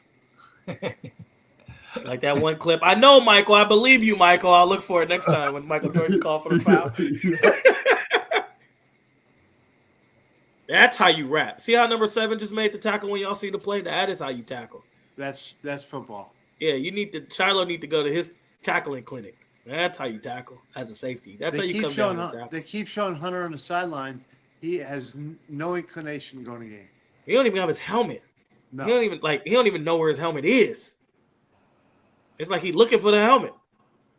Yeah, no. Prime said he's not going back in. I guess. Yeah, nah, he can't. Kid got a future. Kid hurt.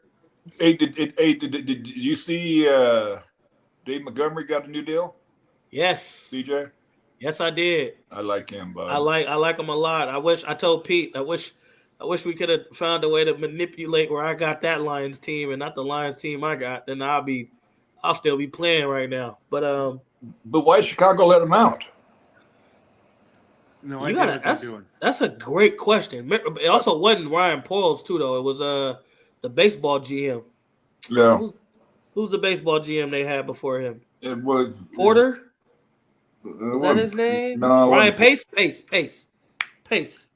Oh my God! Yes. Huge drop by Pace. 31. Yeah. Scott, what does this do to your evaluation of 31? Oh, Great running back, but huge drop. Oh, he dropped it. Oh, you gotta catch that, and you're gonna make Shiloh miss for sure. That's tough. Pete, I told you, but it's not about one play. He's probably had what 15 positives and 3 negatives. And he drops at least 2. At least 2. The drop, and he missed. What about when it's a crucial time? Though? He missed the blitz. He missed the blitz.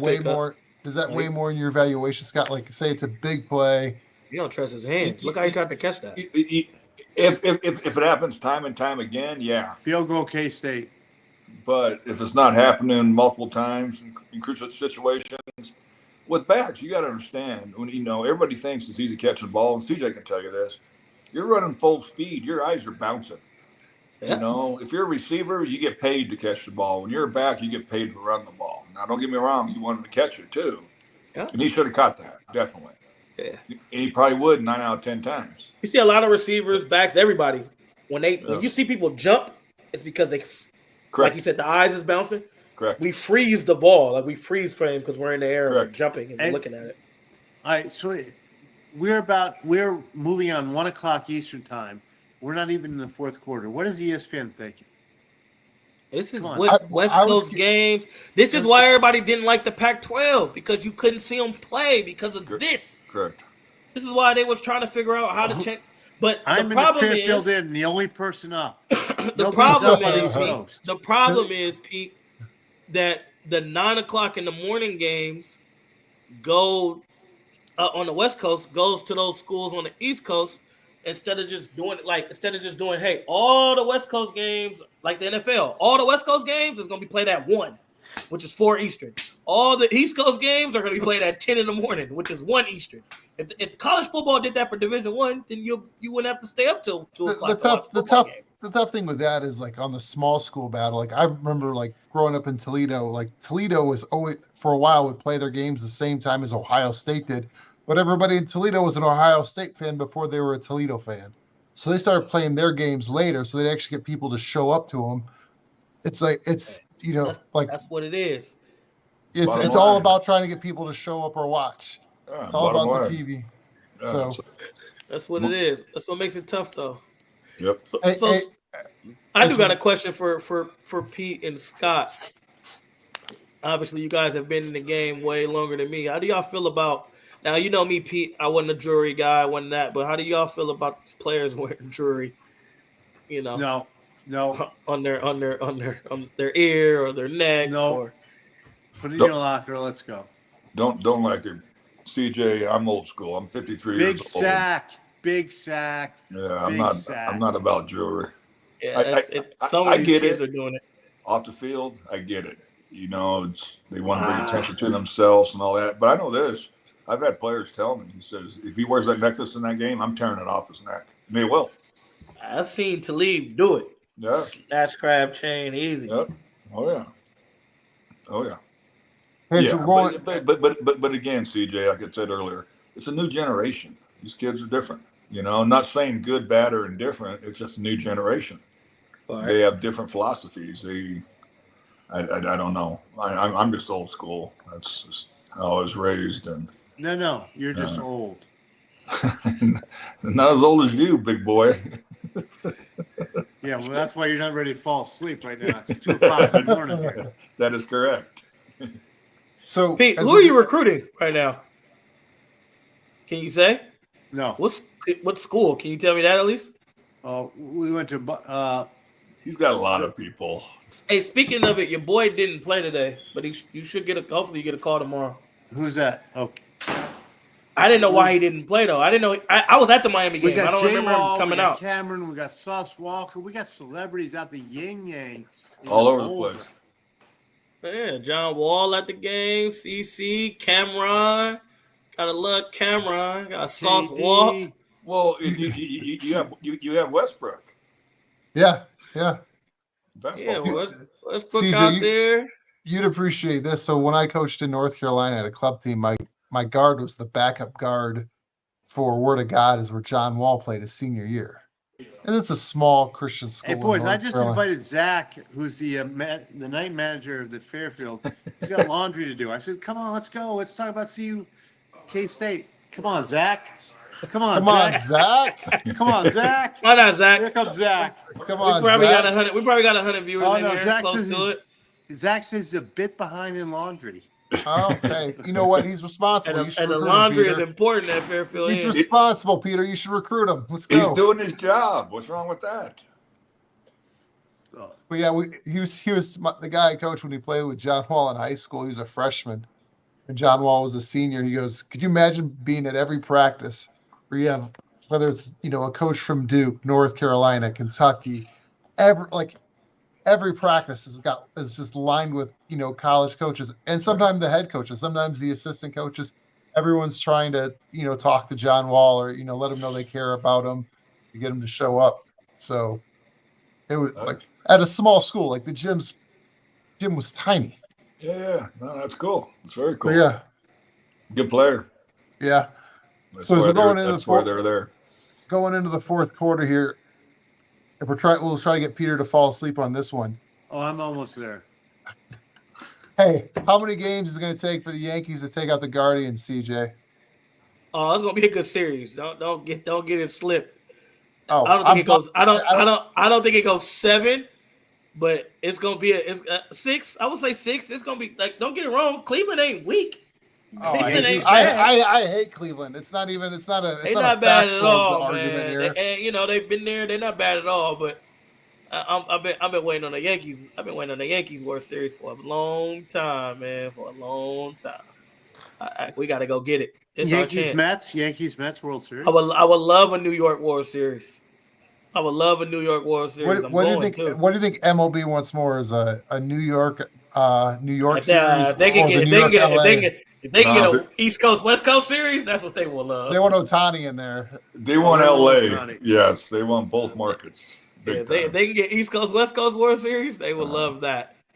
And bring Ohtani. Bring him down. By the way, he batting .314 in the postseason. That's insane. He's a good player. That's insane, dude. Those are crazy numbers. Do they let him pitch in the postseason? I have not seen him pitch yet. I say no. They haven't. Do they let him pitch? No. I've heard rumors that he could be ready. Oh, if it was if he had to come in for relief, no. Game 7, Mets. I mean Dodgers, Yankees, World Series. You're he don't start. No, he don't start. But you bring him in the 4th inning, 5th inning. Hey, I think you get it. In my opinion, Scott would tell you better, but in my opinion, I think you get an inning or 2. So they need him. All right. So what's the rule? You're the DH, right? Can they pull you in a pitch, take you out, and still be the DH? No. Nah, it won't be the DH no more. No, you do. If you're the DH and all of a sudden you go in the 4th inning, the DH is taken away. DH taken away. You're a pitcher. Yeah. You're a pitcher. Yeah. So you pitch, and then when you're done pitching, you're out. That's why you used to love the NL-AL rules, and because when you played in NL stadiums, you could be a pitcher and still bat. AL was all DH. Now it's all DH now. It don't even matter. Big pass by Shador. On third, on you guys are way ahead. You guys are way ahead of being robbed. Yeah, no, I'm still watching a drug commercial. I'm watching soccer commercial. good ball on 3rd and 13 by Shador right there. See, when he does, right, get his feet work, get the ball out quick, he looks great. Look at the time of possession. 17 minutes for Colorado, 27 minutes for Kansas State. But that's Kansas State. I told you that last time. You play them yesterday. You play these suckers. They're going to be very well coached, very disciplined. And they're going to hold the football. They're going to run the football. They're going to run the rock. They're going to call 100%. That a pass, but almost a big sack. But that's got to be intentional grounding. You're not even looking to throw the ball. Yeah, that got to be grounded. Yeah, that's grounded. He out of the pocket, but the ball never got to the line of scrimmage. and he threw it. And he ain't looking. Rob, I'm still like I can't. I'll trust CJ. Like Scott, we're gonna be backwards. Oh my goodness! Look at the fans. What you love when the fans look at it, go, "Oh my goodness." We're gonna be screwed when they start just differentiating on what's actually happening. They're gonna be like, "Oh, it's a great run," and CJ's gonna be like, "It's a great pass." We're like, "What's going on? What's happening?" I don't know. But CJ, you want to be a head coach? What you calling 2nd and 28? Catch and carry. And they get it. Oh my God! How does K-State allow that to happen? Altitude's getting to them. 2nd and 28. Wow, what a ball by Shador. What a ball by Shador. You got to love the ball, Pete. That's how they let it get it. The ball was just. And the guy gets hurt, and Deion Prime is running on the field. That ain't a 4-4. You never run the 4-4 anymore. Oh, no. Prime only got 8 toes. He's limping right now. That's right. That's a nice ball. You're right. It's 24-14, though. They down 10 with 13 minutes left. They're all right. Oh, yeah. This kid might be out, like out. Something's wrong.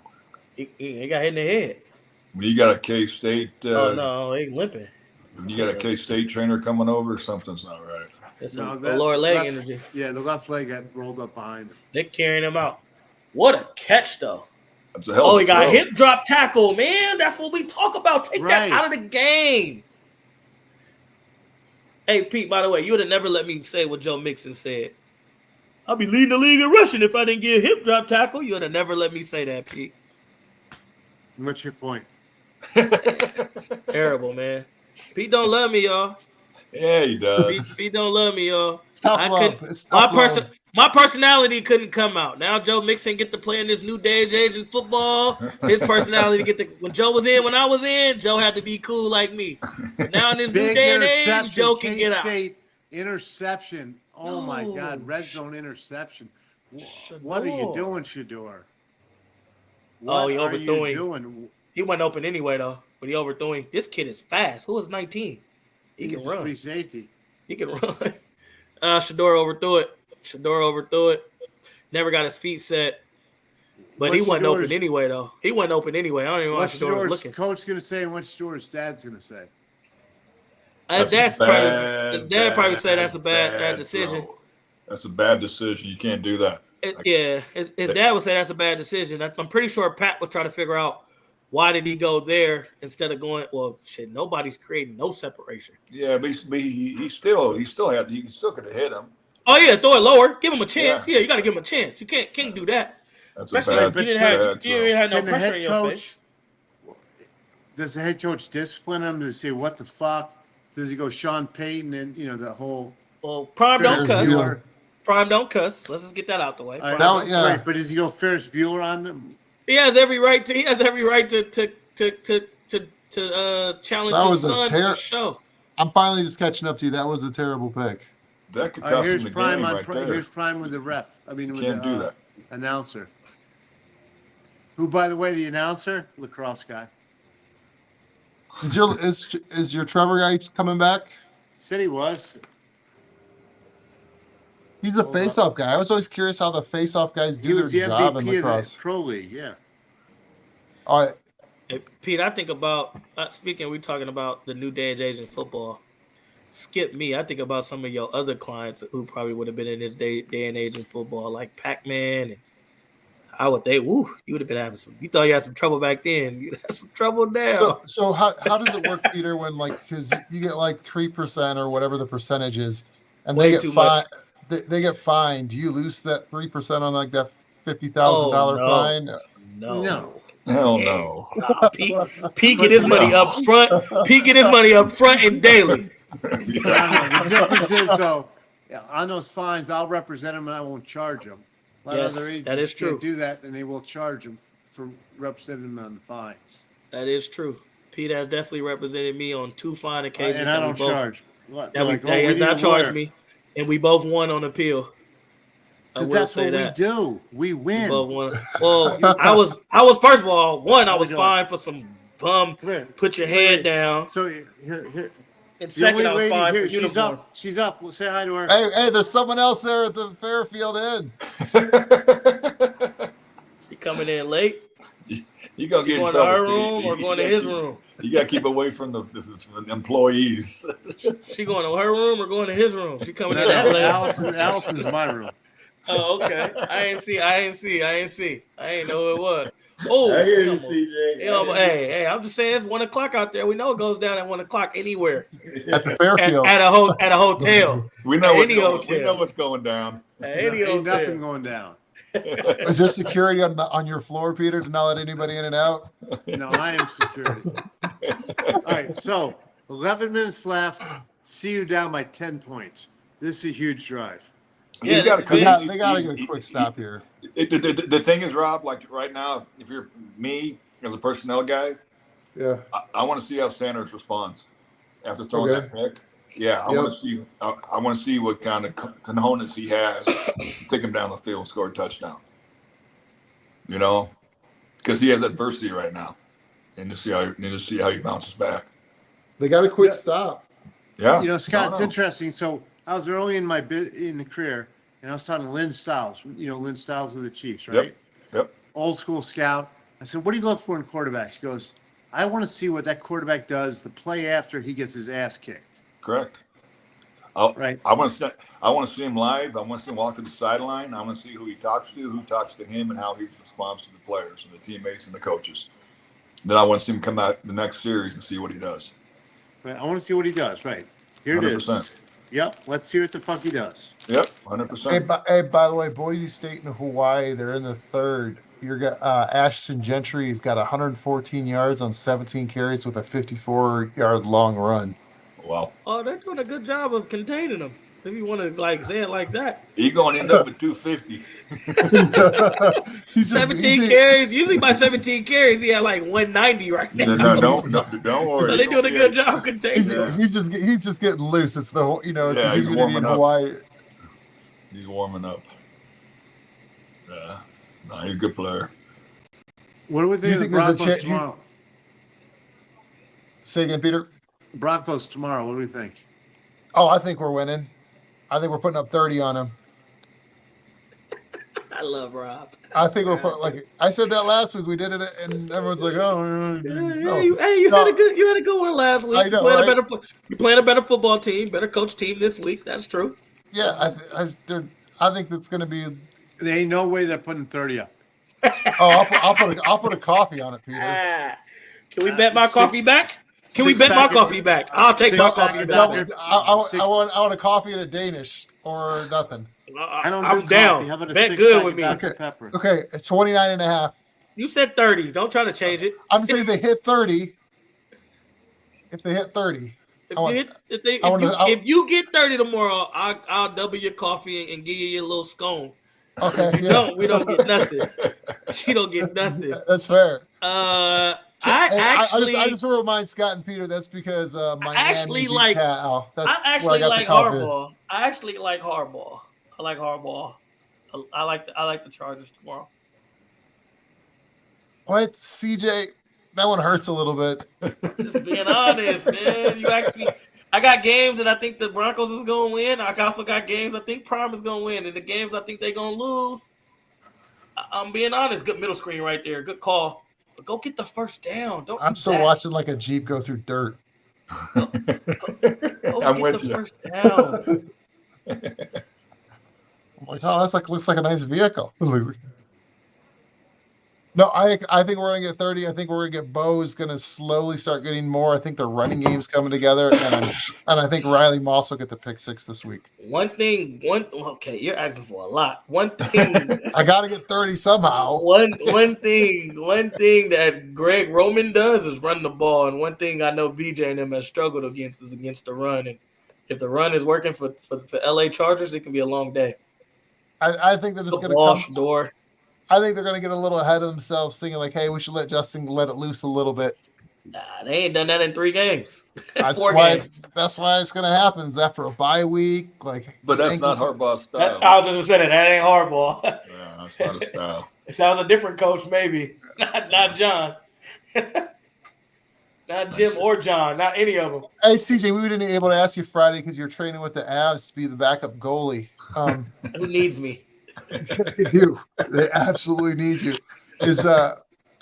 Is when we got Sean Payton coming in, or Jim Harbaugh coming in, and he was the top candidate for the Broncos. Sean Payton was maybe number 2 or number 3 on the list for the Penner Group to be the coach. Is Sean Payton got something to prove here? That's part of my reason I think they're going to try to put 30 up. No, why not? He's like, this is the guy you try to take to the dance first. I'm the guy you got. I'm the better coach. I don't think Sean Payton and his pedigree and his resume, he has nothing to prove. I just think at that time, right, you got to look at the Waltons and Condoleezza Rice, who has a big say, right, with the Waltons and her history with Harbaugh and understanding the Stanford history and that. She felt way more comfortable with Harbaugh than she did with Sean Payton. But Sean Payton, as a Super Bowl winning coach, as a coach who's lit it up in the league in so many different ways, compared to Jim, who's, who told the media he couldn't even sit at the table with his dad and his brother until he won a national championship. Granted, winning the Super Bowl until he won a national championship. Sean Payton ain't got nothing to worry about. I think everybody goes into that, though. I think coaches every year coach with a chip on their shoulder because it's always a job we could have, or it's always someone holding again. It's always someone they could have picked over us and et cetera. Holding again, and they didn't call it. But that's still a good run by Shador. Still 37.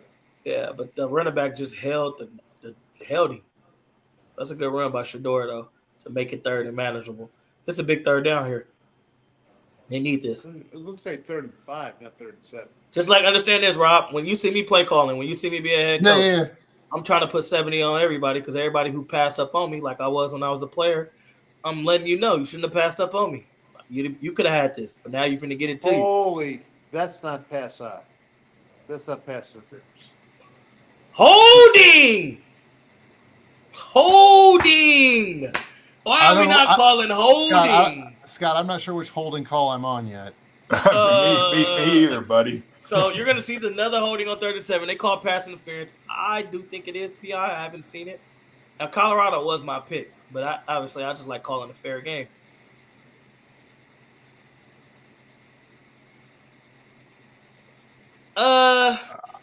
He swiped at the ball, Pete, thinking the ball was going to come down lower. Shador overthrew it. Offsetting penalties. Yeah, it was holding. If you didn't see the holding, you're blind.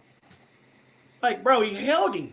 I just can't explain that no better. Like he held him. Like, damn, he damn near tackled him. That's PI, Peter. Yeah, but that's PI, though, Pete. I'm not going to lie to you about that. There's contact made. The ball's in the air. Right. He slapped his whole arm. Yeah. Yep. Yeah, you ain't that sleepy. You can't see it. Big 37. Big 37. I'm telling you, CJ, he's just old and grumpy. Oh, no, I'm getting older every minute. We all are. 3rd and 7, Shador. Dump off pass, and it's going to be close. They're calling him 3 yards short. You got to go for it here. That ain't close if it's 3 yards short. No, kick the field goal, get to within 1 score. What are we doing? Go for it. They got a good kicker at CU, don't they? He's kicked number 50s, hasn't he? Yeah. He's I ain't trusting college kickers, bro. I've seen too many college kickers blow it. Well, think about it. Unless I got an NFL guy, I've seen too many college kickers. What's the highest you've drafted a kicker, Scott? You know what? I never have. I signed one. Never drafted a kicker, Scott? Wow. Never kicker or punter. Nope. 4th and 3. They're going for it. 4th and 3. I like the call. Alert. You got to go for it. Man to man. Here comes Prime pressure. Calls timeout. No. You cannot burn a timeout here, You can't Prime. burn a timeout there, Prime. If anything you do, Prime, you take the delay game and you just got to punt it. You can't burn the timeout, though. You're going to need that timeout. Correct. You're going to need that, Prime. If anything, first of all, you can't you get a 40-second clock. You can't sit there for 20 seconds debating if you're going to go for it or not. Then you can't tell Pat Shermer with 20 seconds to go for it and give Shador the play call to give it to the O-line. By the time they lined up, it was 5 seconds left. You got to take the delay of game and punt and play defense for one more time. Now, if you don't get this, especially when they go to commercial and Prime's on the commercial. Is it a live read? That'd be awkward. Now, if you don't get this, Prime. What are we doing, Prime? Priorities. Hey, Prime making money, man. Priorities. Really, he needs more money. Cash. Really, that's what he needs, money? No. You never know. You never know what he needs. We don't know. We can't count the man's pockets. but I do know this. I know that right there, if he burned that timeout and don't get this first down, that timeout will come back to the bottom of the butt. I know that. As a coach, I know that. Can't be doing that, man. I know it's 1:20 in the morning here. Hey, that's a good time. Football should not be on right now. Why? What are we doing? They still got the game in Hawaii going on. It should be on all the time. Yeah, like, why do we need an off season? Correct. Well, I get that. But I don't know more. I'm in off season mode every day now. It's all right. You've earned it, bud. Thank you, man. I look back on my career and reflect and go, man, I can't believe, Pete. I say, hey, man, I can't believe me and you made that happen. That's crazy. Yeah, that's awesome. Crazy, man. Awesome. I give Peter credit for hard work. And I think that guy Shafe for keeping me tamed and calmed and ready. Hard work. And honest. I will say that, Pete. I will tell people you are an honest agent. You do not sugarcoat, whether I liked it or not. And that, Rob, that don't happen in our business. Scott can tell you that too. 100%. Not the sugarcoat and honesty, whether you like it or not, does not happen in our business. Yeah, Hassan Reddick has not been dealt with honestly. Right. Is the NFL agent, like when you talk about like the non-Peter Schaefer ones, or like the sports parents that don't know how bad their kid is but expect the world? The truth of what comes out of their mouth is mere coincidence. Yes. That's the best way to explain it. Like, their truth is not the universal truth or the reality of truth. It's like what he said. What Hassan Reddick is going through, there's no truth from anybody in the building to the agent to him. And it's terrible that he has to go through that. He's missing out on so much money. Pete would have been like, bro, get your ass in the building. We got things to do. Let me handle it. You just play football. That's exactly Pete would have told me. Right. Pete would have said, I talked to Scott. Scott's going to talk to you. And Scott would have been honest with me. Hey, I need you to play football. We'll figure it out. I promise you. But I need you to play football. Correct. And when you play, good things happen. That's what I do know. Yeah. If he had 12 sacks right now, good things are going to happen for him. Yeah. The thing about CJ is you're well aware of being in the business. There's a lot of bullshit that goes on with big catch by the Buffaloes. In the front office, you know. But when you have a general manager you can trust and believe in, you got an agent you can trust and believe in, something will get done because they both want to win-win, you know. Right. No doubt about it. I've been through a lot. In Hassan Reddick camps, a lot of egos. Yeah, I don't know what's going on there. That's just my guess. No idea. I don't know. I know he's a pretty dang good pass rusher, but I don't know. I saw CAA drop. Oh, yeah, see it. So why do you drop someone, Peter? Obviously, you already got your 3% at the beginning of the year. I've never dropped someone. No, it's my job to fix them. Wow. But he's asking why they did it. I don't know. Because you don't drop a guy. That's just bad business. Well, but don't you think they felt there was a deal in place, a good enough deal in place? Just put your. I mean, I got your morals, but I'm saying put yourself in their shoes. Yeah. What if they're getting like one of their friends, or they're getting bad advice and listening to the advice of people over you, or as the agent? You're like, hey, look, this is my world. This is what. But like, and your buddy from college is telling you something else. Hands should be hands to the face, but I saw it more on the. Be smart. Oh wow, that's roughing the passer. That's okay. Yeah, what are you doing, bro? Put away. Come on, man. Just like, why do defensive players do that? Don't even touch him. Kill clock. Don't even touch him. Now you made it 1st and goal at the 1. I would take that rule out too. Another rule, the quarterback touch rule. We gotta I'll take that shit. Like quarterbacks getting tackled, bro. That's okay. Like that's a regular routine tackle. Driving them into the ground. It happen all the time. Yeah, that's okay. Hand the ball off. What are you doing, Short? Don't go palms up. We got any units available? What do you mean? What are you doing? That's Shador. RPO. Oh, that's grounding. Are people coming in for breakfast? Are people coming in for breakfast, Peter? No, we're sold out here. We are sold out. That's grounded, though. Peter's going to start selling tickets to the Continental breakfast. No. That's grounded. If I'm K-State coach, I'm going off right now. That is grounding. He's in the What I should have done, Rob, is we got a room right up. We got a room. My wife, we got the room with the suites. We got the pull-out bed in one room. I should have rented him for the room for $50 or something. Yeah, right. The guy said, "No, we're sold out." No, we got room. Yes. What? They didn't call that grounded? $50 for the couch. $50 for breakfast. About it. Screen pass stops. We got a big 3rd and goal here. Dude, that's grounding, though. I'm at first and goal here. I'm about ready to see your. It should be 3rd and goal at the 4:15. Right. Where he threw it right behind the offensive lineman. Yeah, like who's there? I don't like the all black on black on black. I'm sorry, I don't do it. Because you don't get the murder. You don't understand it. Because you're a racist. I didn't say that. I don't know why do we need a black helmet, black shirt? I don't know. No. Oh, good run. Shador pushes them in. Touchdown, CU. Let's go. Now they gotta find a way to stop. They only got one timeout with 6:44 left. Down by a field goal. What do you think? What do you think of the 2-minute timeout now in college football, CJ?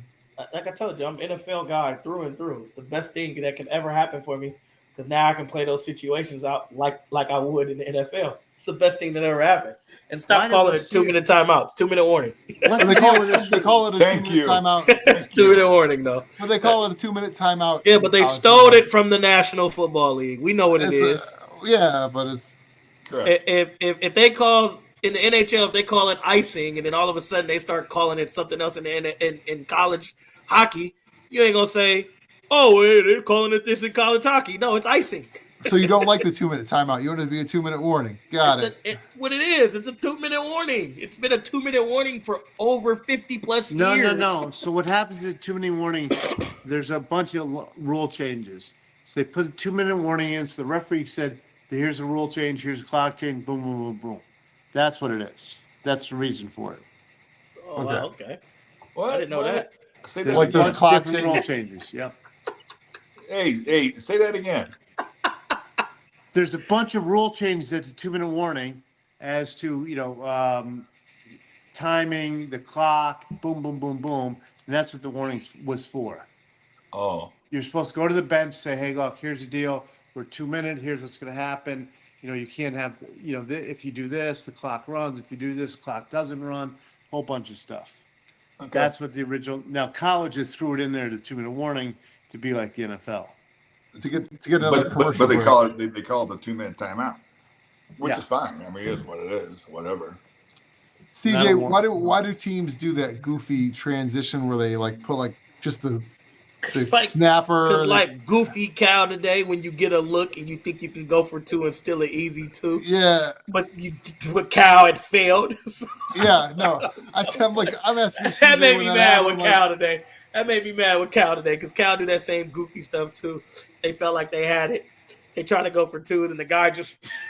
Oh, that was rough. There's nothing more unathletic than seeing the kicker try to throw the football. It's hilarious. but that's why Scott doesn't draft him. He's like, hey, let me see you throw a ball. If you can pick and throw the ball, maybe I'll draft you in the 7th. Right, I respect. If you could throw a legitimate fake. But if you could steal 2 points by the way you line up, why not try to steal it? Would you go for 2 more often? Or would you be more aggressive trying to put 70 up on people? Would you make it 80? Nah, you go for 2 when it's time to go for 2. You got to play the situationals the right way. And if you don't play the situationals the right way, they come back to bite you. This timeout, at some point, can and will come back to Bright Pine. Because the situation about that's just the truth of football. Peter, let me Rarely do you have outliers like, oh, that you caught that timeout and that worked. Rarely do we talk about that. We always talk about the other side of that, right? Why did we do that there? Why did we call timeout there? Why did we? But it worked out. 2 timeouts left. You can need all 3. But it worked out. They scored. They got within a field goal. Now they just got to they got to do what they did before and get like a 3-and-out stop. Have to. If they don't, the game's over. Because they're going to use a timeout because they're going to come out running the ball. K-State's going to. Yeah, K-State get 2 first downs here. If K-State gets 2 first downs here, you burned off 3.5 minutes on the clock. That's what I'm trying to tell you. What's the chance that Kansas State even throws the ball? Better be slim unless third and 8. Third and 7 plus. Third and long. Third and long. Third and 7 plus. Maybe third and 6 plus. Like even if you don't get a first down and it's 3rd and 7, would you rather force CU to use a timeout or burn more clock than actually? Well, they're not gonna burn. They're not gonna use the timeout. They'll say the timeout with 6:44 left, so you might as well try to go get the first down. Okay. All right, because at that point they're gonna get the ball back with 4 minutes left anyway. And CU does score. But if you get 2 first downs, and now we're talking 3 minutes on the clock, then now it's a different conversation. They need a 3-and-out. They need a stop right here. Plain and simple. They talking crap to him? Wow. He just transferred. That's all he did. He hit the portal. He just left good old Colorado to go play at Kansas State. He just left. Hey, Scott, with the Broncos say they're drafting middle of the first round somewhere. Say they finish 8-9, 9-8 somewhere. So they're right there in that, that 14 to 18 draft spot. Sure. What's the chance they get Ashton Gentry fall into that area, you think, this year? He could. It all depends. It all depends when it's said and done, how he works out, speed-wise, medical background. But yeah, there's maybe one back every 2 or 3 years that's worth a top 15 pick. It's like 2 years ago, it was Bijan was like 8th, I think, and then Jahmyr Gibbs was like 12th or 13th right behind him. Yep. But like last year, great players. So Kansas State comes out, throw the ball first play of the game. Dylan Edwards drops it. If you don't drop it, that would have been solid. Why are you throwing? They're running down. You got 6-3. Oh no, they're throwing second play of the game. Ooh, what a catch! Big run, big play, big catch, first down. Kansas State. But you know what, Rob? With like Bijan, he was special. Yeah, you know what I'm saying? He's an understatement. Yeah, he's a difference maker. They're underutilized him, in my opinion, so far in his career. And I know he's got another back with him, kid from BYU, but he was special. And the thing about Gibbs was he was like a scat back / slot receiver, so he was versatile. Mm-hmm. So he had different stuff you can do with him. Didn't the Lions even trade up to get that pick? I don't remember that. I do not remember that. But I know when you watch tape on him, he was dynamic. Home run, boy. Yeah. He can go. But he's not number one. He's not a big guy. Yeah. You know what I'm saying? If you're getting the ball 25, 30 times, no. That's why it works well, because David Montgomery is the guy who pounds him. But then when he goes, you see the difference of pace. The change of pace, you see the pace is different with him in the game. 100%. Right, compared to what they had with David Montgomery. Yeah, no. Dave's a pounder, tough guy, strong guy. Love the way he plays. I think our game is similar too. Yep. He can run though. He can run. Totally agree. And then Gibbs comes in, you give a spell, and they can put him in motion, which they usually do. They can put him out in the slot. They could do reversals with them, do screens with them, and he's instant speed. Instant. Okay. So what I tell you, Rob, 2 first downs, right? Ball, right? Somewhere in the 3-minute range, right? We have 4:50 and counting. 1st and 10, right? This is their second first down they just picked up. We finna run the ball again, right? Or we finna find a way to move the clock again for another 40 seconds to bring it down to 4 minutes. Run the clock. All right, like this is why you don't burn that timeout.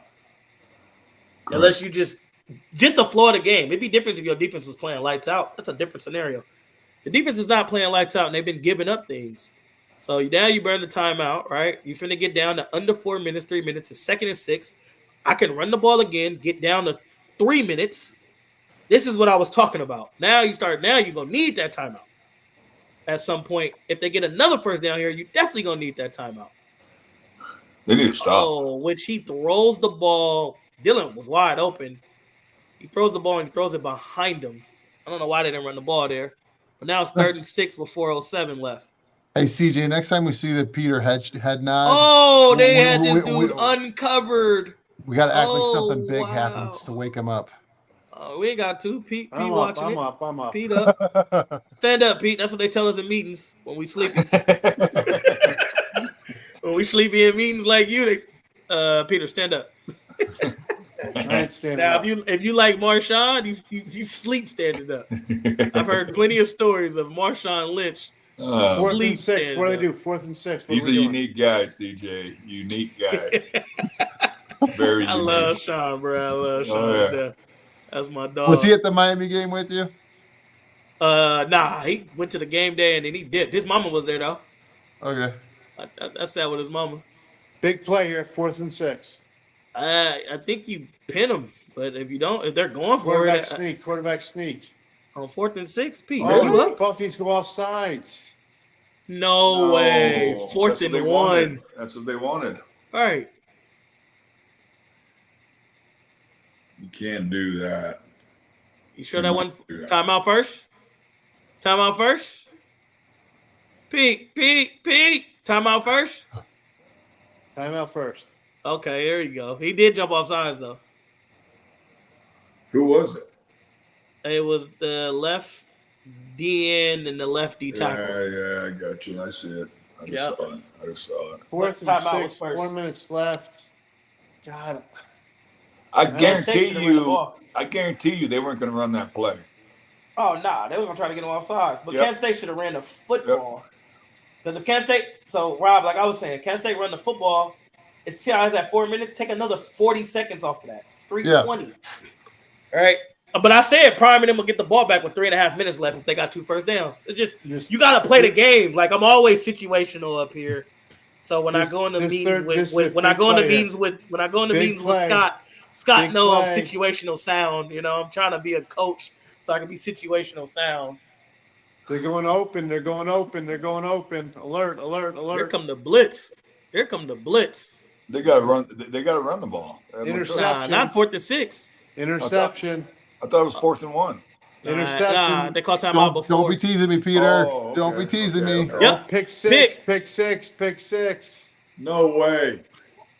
Don't be doing this. He's taking it. Oh yes, pick 6. He ain't lying. Oh, he fell. That's the rule Pete talking about. If he don't fall, he can just pick up and keep going, but he falls.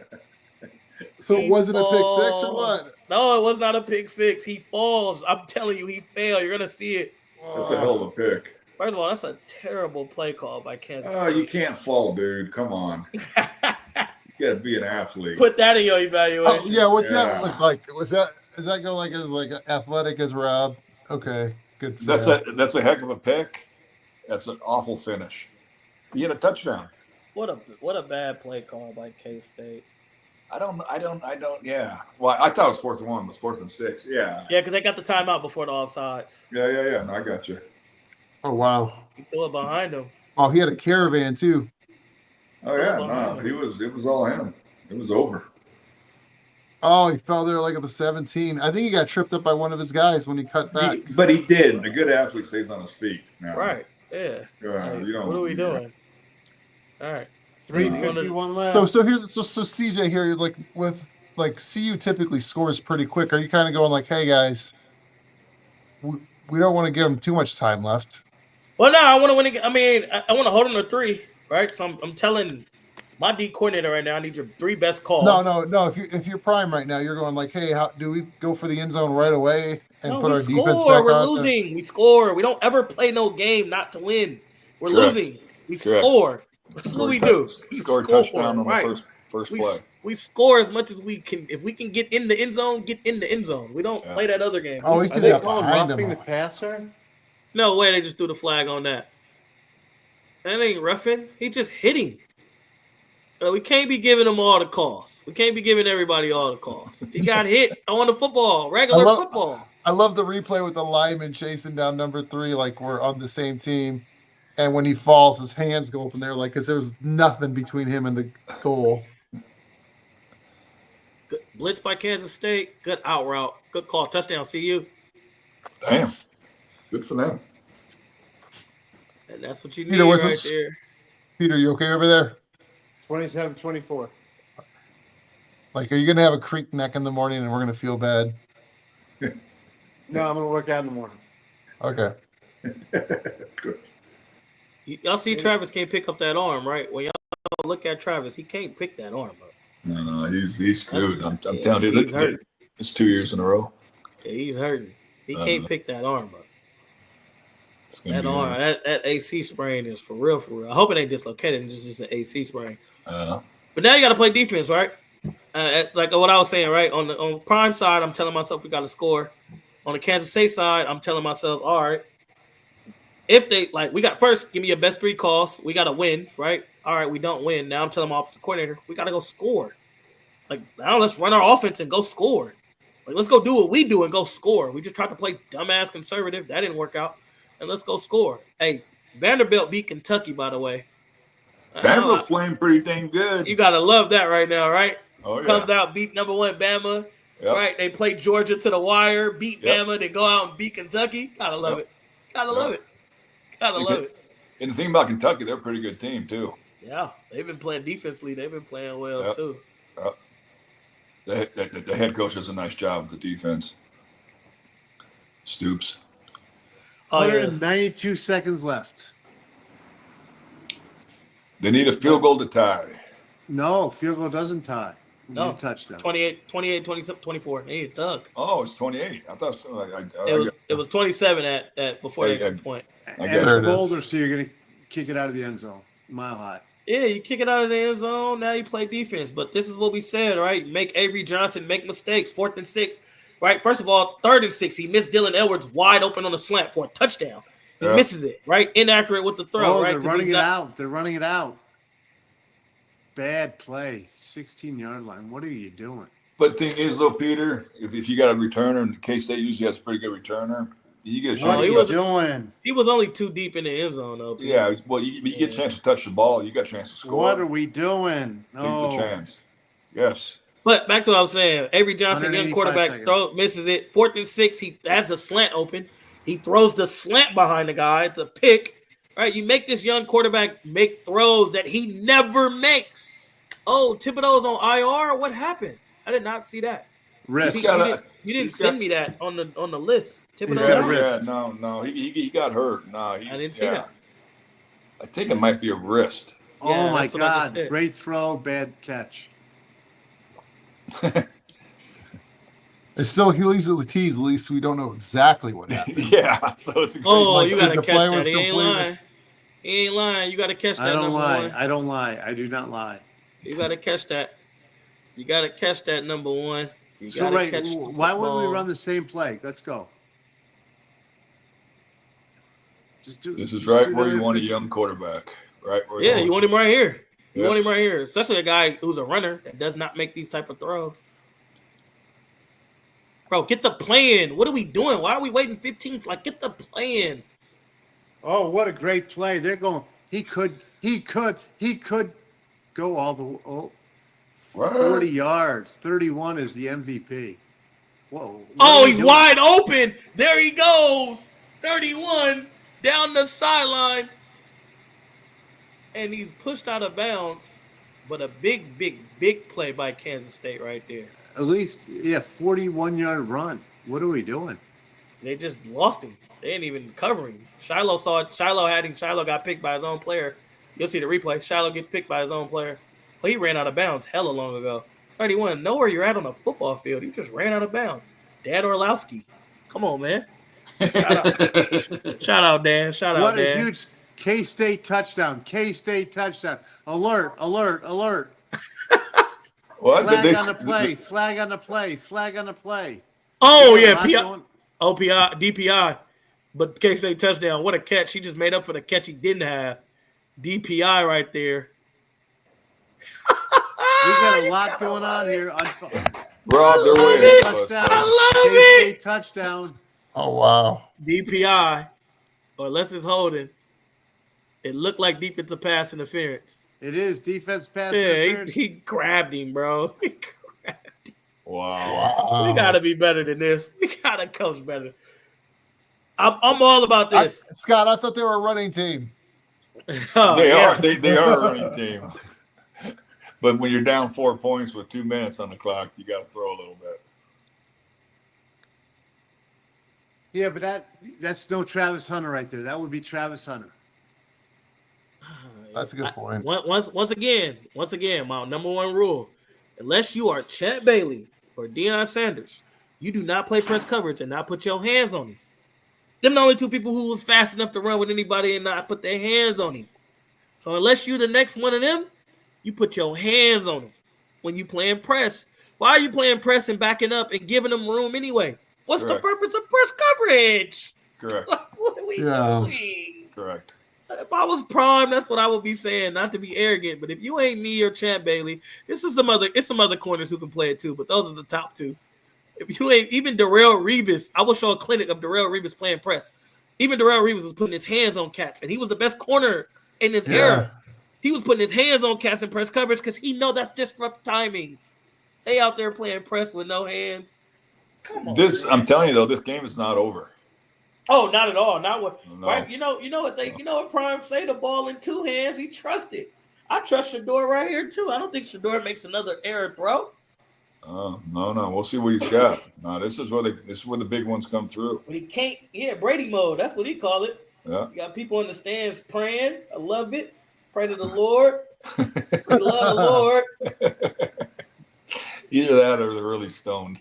Ain't none of them go home. They're all there. Ain't nobody going home. Oh, absolutely not. No, this game's not over, Peter. No.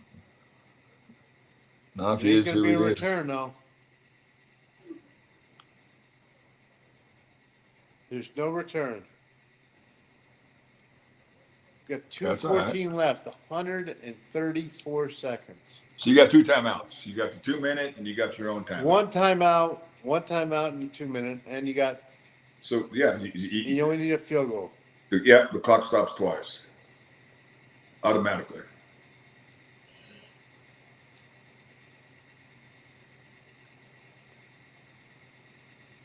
Let's go. What's going to happen? What are we waiting for? Let's go. All right, Shador, trips right. We got trips right. Half back in motion, empty backfield. He goes back to pass. He gets rushed. Throws it. Great play, and they get 4 yards. Tick, tick, tick, tick. What did you just say? That's a great play. If I was listening to you on the radio, you would have had me up and down. Great play, 4 yards. What? We got. I'd have been in the car like, who is this announcer? 2-minute warning. Hey, how about Illinois? Illinois is undefeated still. And coincidentally, we go to a Fairfield Inn commercial. Are they showing Peter? Are they? No, showing they should be showing me. They are Live at the shot. Fairfield Inn commercial. Let's go. And they showing that. They showing that waffle. You see that waffle on that dude's plate? I told you. I should get showing that waffle, man. Yeah, we need the waffles, baby. He's pouring bourbon on it. Like, hey, we're going out tonight, but Peter's got a couch. Well, I'm on the couch.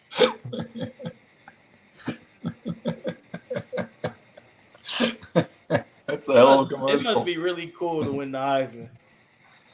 Too bad I didn't get that many opportunities, but just looking at these Heisman commercials, they look so fun. Just seeing everybody, all the history of the Heisman winners, that got to be pretty cool to be around. I did a special class. I did a thesis in high school about the Heisman Trophy winners and their background. It was really cool. Yeah, that's pretty dope, man. Yeah, no, it was cool. It was cool to hear the stories and yeah. Out of all the people, Peter Schaefer, how did you get Barry Sanders? Why did he choose you? He definitely didn't choose you for the reasons I chose you, so I would love to know. My good looks and sense of humor. He definitely definitely didn't choose you for the reasons I would have chosen. No. I represented a guy named Mark Duckins, who was Barry's high school buddy, played at Wichita State, came out the year before, and was an undrafted free agent. And I just did yeoman's work for him. That got me in. Then we meshed. That's all. That's good. Yep, Mark Duckins. Did you have to deal with his dad like Detroit? I loved his dad. William and I were fine. I just said, did you have to deal with him? I didn't say no. William and I were fine. I knew what he was. He was fine. He was just he was a proud father. Proud father who was a lifetime handyman, roofer. He got a little of attention, so big deal. Let him go. We love William. William was a good man. The mom was a saint. Think about this: 11 brothers and sisters in a 3-bedroom house. Yeah, I know. Right. This story is crazy. Right. So mom and dad in one room, 8 sisters in another room, and 3 brothers in another room. What are we doing? Think about that. They're being very productive. Rest his soul. Let me put it this way: the mom punched her ticket to heaven. She's there. There's no doubt. She punched her ticket. All right, here we go. Shedeur, 33 of 37 for 382. 33 of 37 for 382. And it all comes down to this. It ain't too many quarterbacks in the country going for 300 every week. And I guarantee you, CJ's big on the Jerry curl. Yeah, the Jerry curl's a good. Hey, get it done, baby. Hey, Prime had it too, man. Get it done. You got Barry, but you couldn't get Prime. You wasn't cool enough to get Prime in the same draft. Passing. No. Prime and I were fine, but he was looking for something I wasn't offering. Was that a catch? No catch. Oh, it hit Not the even ground? close. Not even close. It looked good from this angle. No. Oh, yeah, that hit the ground. That was like a mother-in-law shot in golf. It looked good leaving. Yeah, it looked good though for sure. They look good leaving. Prime wanted something that you couldn't give him. That don't 3rd surprise and 6, me. flag down, and incomplete pass. What's the flag? Legal formation. 1, 2, 3, 4. Yep, 5 in the backfield. Illegal procedure offense. Yeah, we're not going to go backfield. 3rd and 11. I just counted. You cannot have those. Yeah, you got to get on the ball. 5 in the backfield is just terrible. 3rd and 11. With one timeout left, if they don't start. I caught 5 in the backfield. They called false start on the center. That's the center. No, on the right tackle. I thought he was a center. This is Shedeur Sanders' Heisman moment. Yeah, it is. Oh, he throws it short. We're going to be 4th and 5. Tick, tick, tick, tick. The clock. 138, 137. They're all right. They got time. They got plenty of time. Yeah, they still got timeout. They got to get on the ball, though. They got no sense of urgency right here. Get the play in, Pete. No, they got Paul. What's Brad's name? Pat. Get the name in, Pat. Get the play in, Pat. And let's go. KState brings the blitz. Shedeur goes deep. Incomplete. This game is over. Yeah. That's not good play calling at all. No, we need 5 yards. What are we doing? Yeah. Is that a Sanders or Shermer? No flag? That's on Shermer. Pat. It's on Pat. You don't call that play. No, we need 5 yards. Go. What are we doing? Yeah, you can go back to your mesh. You know you're getting man-to-man. You can go back to the mesh that you ran earlier in the game. You can go back. It's a bunch of things you can go back to. 4 hooks. I'm pretty sure they wanted a flag on that play. But like we said, if you turn around. They should have got one. They should have got one. If you turn your head around, it looked like you played a ball, though. That's all they actually Doesn't matter. Just what are we doing? Get 5 yards. What are we doing? I'm with you, Peter. I'm with you. It looked like they were trying to call a play that get the refs. I don't care what it looked like. I do not care. Yeah, which I'm not saying is a great call. I think if you're relying on the officials to win the game, that's a terrible idea. No, that's a terrible. If you want the zebra to ever win any game, it's a terrible idea. Yeah, that was a bad. And Prime is not calling timeout. What are we doing? Call timeout. I mean, and then nothing you can do. What you hoping for a fumble snap on the next snap? It's over. It's all over. you got going. It's over, dog. I mean, unless you think they're gonna just fumble the snap. But right here, see how he turns his head? He turned his head. That's why you don't get the PI call, because he turned his head and he ran the ball. No, when Travis Hunter not playing, hurt him on defense, hurt him on offense. Absolutely. You're a two-trick pony. Well, it definitely hurt him on offense. It definitely hurt him on offense. He's easily worth 4 points in this game. You're a two-trick pony, and you lose one trick, you're a one-trick pony.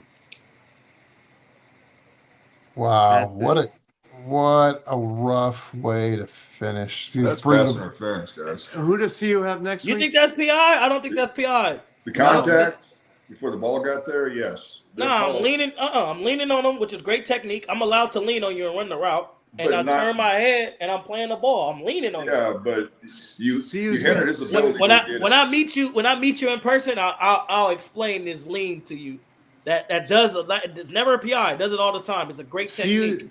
All right, so next week, CU's got Cincinnati. They got Arizona. They're at Arizona next week. At Arizona, at Cincinnati. They could be 4-4 in 2 weeks. Dang, you think they're going to lose both to Arizona and Cincinnati? Right. Dang, they just like lost how bad a is game. How bad is that guy hurt? It's not good. He didn't come out and play. That can't be good. Not good. Yeah. Oh no, he hurt bad. Don't get that twisted. No. He don't play next 2 weeks. They're 4-4, and that's it. We got the coaches running across the field to hug it out. And Prime wants no part of this. Prime gotta shake his hand. You can't he shook it. He not shook shaking his hand. Yeah, if you run from not shaking his hand, that ain't cool. You can't do that. Yeah, you gotta have some. You gotta win and lose like a man. Yeah. You ain't gotta like hug him and talk to him for an hour, but you gotta shake his hand. Well, it was a good game. We thought it'd be a good game. Yeah. All right. It's two pretty good teams.